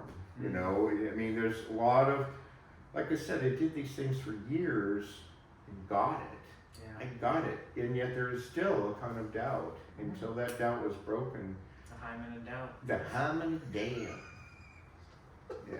Right. Well, it's one of those fortunate, just many fortunate things happen to people, and I feel like the main thing is as much as we can. I'll close with something that a lot of people, two things about meditation that a lot of people don't know.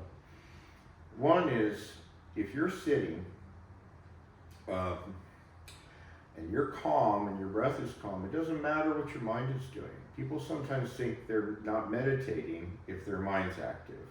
And that's a blessing when it does quiet down. But if the body's calm, then the body's meditating and you're meditating. That's okay. Really good. And a lot of people don't know that. And so if you're watching your breathing, you're seeing you're quiet on a bodily level, it really doesn't matter where your emotions and mind are. And yes, you can embrace those, you can work with those still, but a body meditation is an authentic meditation. And that's really good permission Yeah. to people Yeah. that because it's quieting, the idea of quieting down the mind.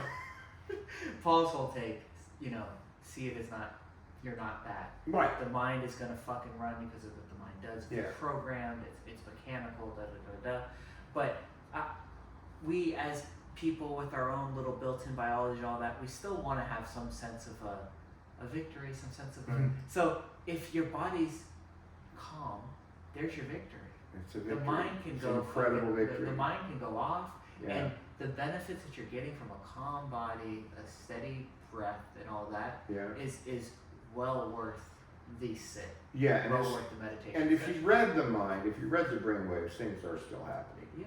So there might be activity, but there's other activity in certain centers of the brain that aren't normally active. So it's still happening. I mean, the mind and the body and the brain are the same, right? Yeah. Nervous There's- systems. Yeah. So yeah, and the mind will and emotions will calm down sometimes, and occasionally you'll have these flights of incredible worlds that Yeah. you'll meet and then come back or wisdom. Mhm. You know, things will happen. Yes. They just can't be dependent on. The other thing about meditation that a lot of people don't know, and somehow I skipped over this, but I did want to still mention it, is moment meditation. And it's perfectly authentic if you have a methodology of some sort. And it does help to have some sort of still a practice. But you just stop wherever you are, when you remember. Eyes open, eyes closed. If you can close your eyes and you need to close your eyes, nice. And then you just take a breath and be there as you would if you're in a meditation. And you can just pretend. And seriously, 15 seconds, 30 seconds, up to a minute, don't overdo it. And when you are doing moment meditation, you end up doing that many times a day because it keeps coming up and you become habituated to it. And that is authentically a practice. You do not have to sit for 20 minutes a day or 10 minutes a It day. can happen on the subway. It happens whenever it happens. And it's still a good practice even if you're doing regular meditation. But nowadays, you know, people are so buzzy.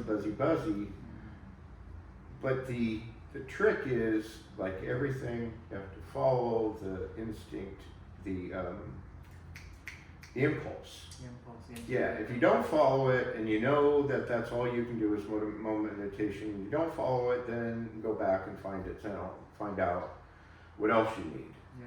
You know, whatever that is, vacation, Yeah. an LSD trip, a day tattoo. fast, a tattoo, a beautiful tattoo. Yeah, so there's two things I say about meditation. A lot of people just don't seem to know these. No, those are two things. very simple, great gifts that people that are struggling with the idea of meditation Exactly. need to hear. Yeah, and seriously, I've spent many years just doing moment meditation. Yeah. Nothing when I go to sleep, nothing when I wake up. really my focused attention is only on these moments through the day sometimes. Nowadays I do a lot of Nidra yoga. When I go to, as I'm going to sleep, there's a lot of practices that are happening. You're the only other person I know that, because Nidra yoga has been a big part of this last year for me. Yeah. And I fucking love it. Because I put in 20, 30 minutes and it's like 4 hours of sleep. It's like crazy. Yeah. And often I don't, quote, fall asleep, but the energetic feeling and the rest and the restoredness I feel after some Nidra yoga is just insane. Yeah, and if you do your Nidra, as part of your falling asleep, and sometimes you'll drift off so fast you don't get much Nidra in. Mm-hmm. Sometimes the intention and the relaxation and the intention, the beautiful intention of unity with God, the smile, the feeling of be part, and some sort of inquiry will happen, and it'll take, and then you'll kind of half wake up a dozen times during the night, and then you'll wonder when you wake up in the morning, did I really sleep, or was I in meditation? And you find if it's authentic, and it mostly is, you're perfectly rested. Yeah. You weren't, waking up. Mm-hmm. That hasn't happened to me a lot for years, but when I first started Nidra, it really happened a lot. Yeah. And that was kind of interesting, It's very interesting. It reminds me again of like the Tibetan dream yoga. Yeah. Which is where, you in your waking state, you go, am I dreaming? Yeah. You do that a bunch until it's habitual. And then the idea is when you're dreaming, you go, am I dreaming? And then it starts to blur the lines kind of between the two. Yeah. And that can be cool on a practical level of, I can rest now. That's tapping into that yoga nidra of like, I can rest, and I don't have to be at the whims of this very blunt, I'm asleep, I'm awake. Right. It's time to rest, it's time to shut down, it's time to be awake, and you can tap into this more sort of natural cycle. I feel like that feels more, tied into our evolutionary basis of like, when it's time to rest, you rest when you get the chance to rest. And when it's time to be up and go and catch the deer and whatever it is, pick the berries, it's time to do that. So as much as you need to rest, if you possibly can get all that rest that you need, it's I'm very fortunate that way. I can get almost all the sleep I need every day. Sometimes I need a lot. Once in a while, it's only a couple hours, but mostly it's long. Yeah. So it's the key is, it sounds a little cliche, but the key is there. You follow a teaching and a teacher and the energy of the teaching as you feel attracted to it.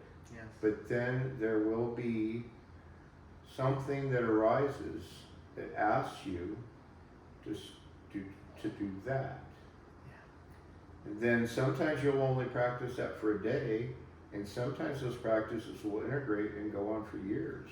Yeah. I feel like what you just said is my best spiritual advice to somebody who, and I've had a few. I've had people that had no spiritual inclination at all, and they ended up at a Paul meeting, or they came to me and they're like, "Hey, you seem really relaxed. Do you meditate? Like, what's your secret? Whatever." And when I try to give the most basic, fundamental, clear and concise answer, it's very similar to what you just said. It's something along the lines of, when you get an intuitive hit that maybe doesn't quite make sense to the rational mind, maybe you can't quite, it doesn't, you feel like it's almost silly, but it tells you like, hey, that somebody you heard, follow it. Just entertain it, to use Paul's language, entertain it, see where it goes. And then when you get that intuitive hit that wasn't the voice of the guru or anybody else, and it says, very similar to what you're saying, just, hey, do this. Right. Just try it. Just go for it. Don't question it. Do it. And do it as long as it feels right. As long as it feels natural. And I can guarantee, if you follow that long enough, there you go. you'll be, that's exactly what I was going to say. You'll be transformed. Yeah, I was gonna say that everything I've seen is that people who find their way into that, there is this treasure box at the end of the rainbow. Yes. There may be another rainbow after that. Yeah, it's just the end of the road, but it's. But there are results that you'll notice that have utterly dissolved some sort of tension in you, and it won't come back. A tension you never could have imagined. Everything was there. Sometimes, And and sometimes it's some neuroses that you wondered, why you could have it. I mean, you just. That's why it feels like a miracle. It is a miracle. Yeah. It's a miracle of possibility, but don't resist engagement. Just as just don't resist. Yeah. Don't friggin' resist. We're giving you permission. The natural, the natural stuff. Yeah. I'm not saying don't resist wanting to shoot somebody because that. well, there's just a lot of reasons not to shoot somebody, but a lot of really good reasons, including it's just not nice. Oh. You wouldn't want a bullet in your You can't body. take it back. Yeah, you can take it back. Yeah. And you'll make mistakes. Sometimes things will free up, and you'll say something you don't mean to say because something's freed up in you, and you're a little kid again. Yeah. Then you make amends. Yeah. It's pretty simple, really, in that the level. equation, yeah. You have to be willing to keep Humble making yourself amends and and make check amends. yourself. Yes. And teachers do help, and good systems do help. I mean, Paul's system, he said most of these people know Paul or something. A lot of the listeners know Paul. Yeah. I mean, coming to Paul's thing because he's a smart, ethical guy, and he has said some things that I have found miraculous when he said them to people suffering, and I'm like, whoa. And then there are other moments where he'll say something cosmic, and these are my favorite, and he'll say something so integral, so cosmic, so clear, because he's usually very, his dog shit awareness thing. Yeah. But then it'll come through as a beam of cosmic consciousness, and I'll just go, that's what I'm talking about. Because that's what I'm really always waiting. I'm not waiting for it, I enjoy it, but when it's that sharp, Yeah. whoa! Yeah. And I'm glad it comes through Paul sometimes. Me too. Yeah. And I've said it often on this podcast, but just for you, I often have this phenomena where I sit down for a Paul meeting, and I go, I don't have any expectations. I've heard this fucking guy hundreds of times. Right. It's not going to be anything new. And then it doesn't make sense. Right. But somehow, every time a few minutes in, he surprises me. Right. And I go, how could you fucking surprise me again? Why am I surprised again when this has happened the last 100 times? Yeah. And then the message is normally, oh, you're home. You've always been home, but you're home. In such a clear way. And he fucking did it again. Yeah. And he didn't do it, but you did Right. it. You're in this transition and so yeah. Yeah, and sacred space will do that, whether Paul's there or some squirrel there is climbing up a tree. Yep, and I've had it up in the Oakland Hills. Or you're sitting on the toilet. Yeah. More taking a shower, but even sitting on the john. Yep. Driving somewhere. Yes. It's every moment seems to have that possibility. There is, a very obvious way in which God, if you will, is integrating everything. And I know we don't always feel like that. And I would say the reason we don't feel like that is that's the way it needs to be. Yeah. For this unfolding to happen. I don't think this is a mistake. For some reason, this mixture of suffering and joy, is doing something. Yeah, there's something to Just don't take it personally as little as you can. It's just try not to take it too personally. Yeah. And that's harder. The more you're suffering, the more you've been a victim. That's harder to do. And I would never ask somebody not to be in their victim consciousness when they're feeling that. I respect. Work it out as because it's heroic to work it out directly. Yes. But there's also possibilities of change that are miraculous. Yeah.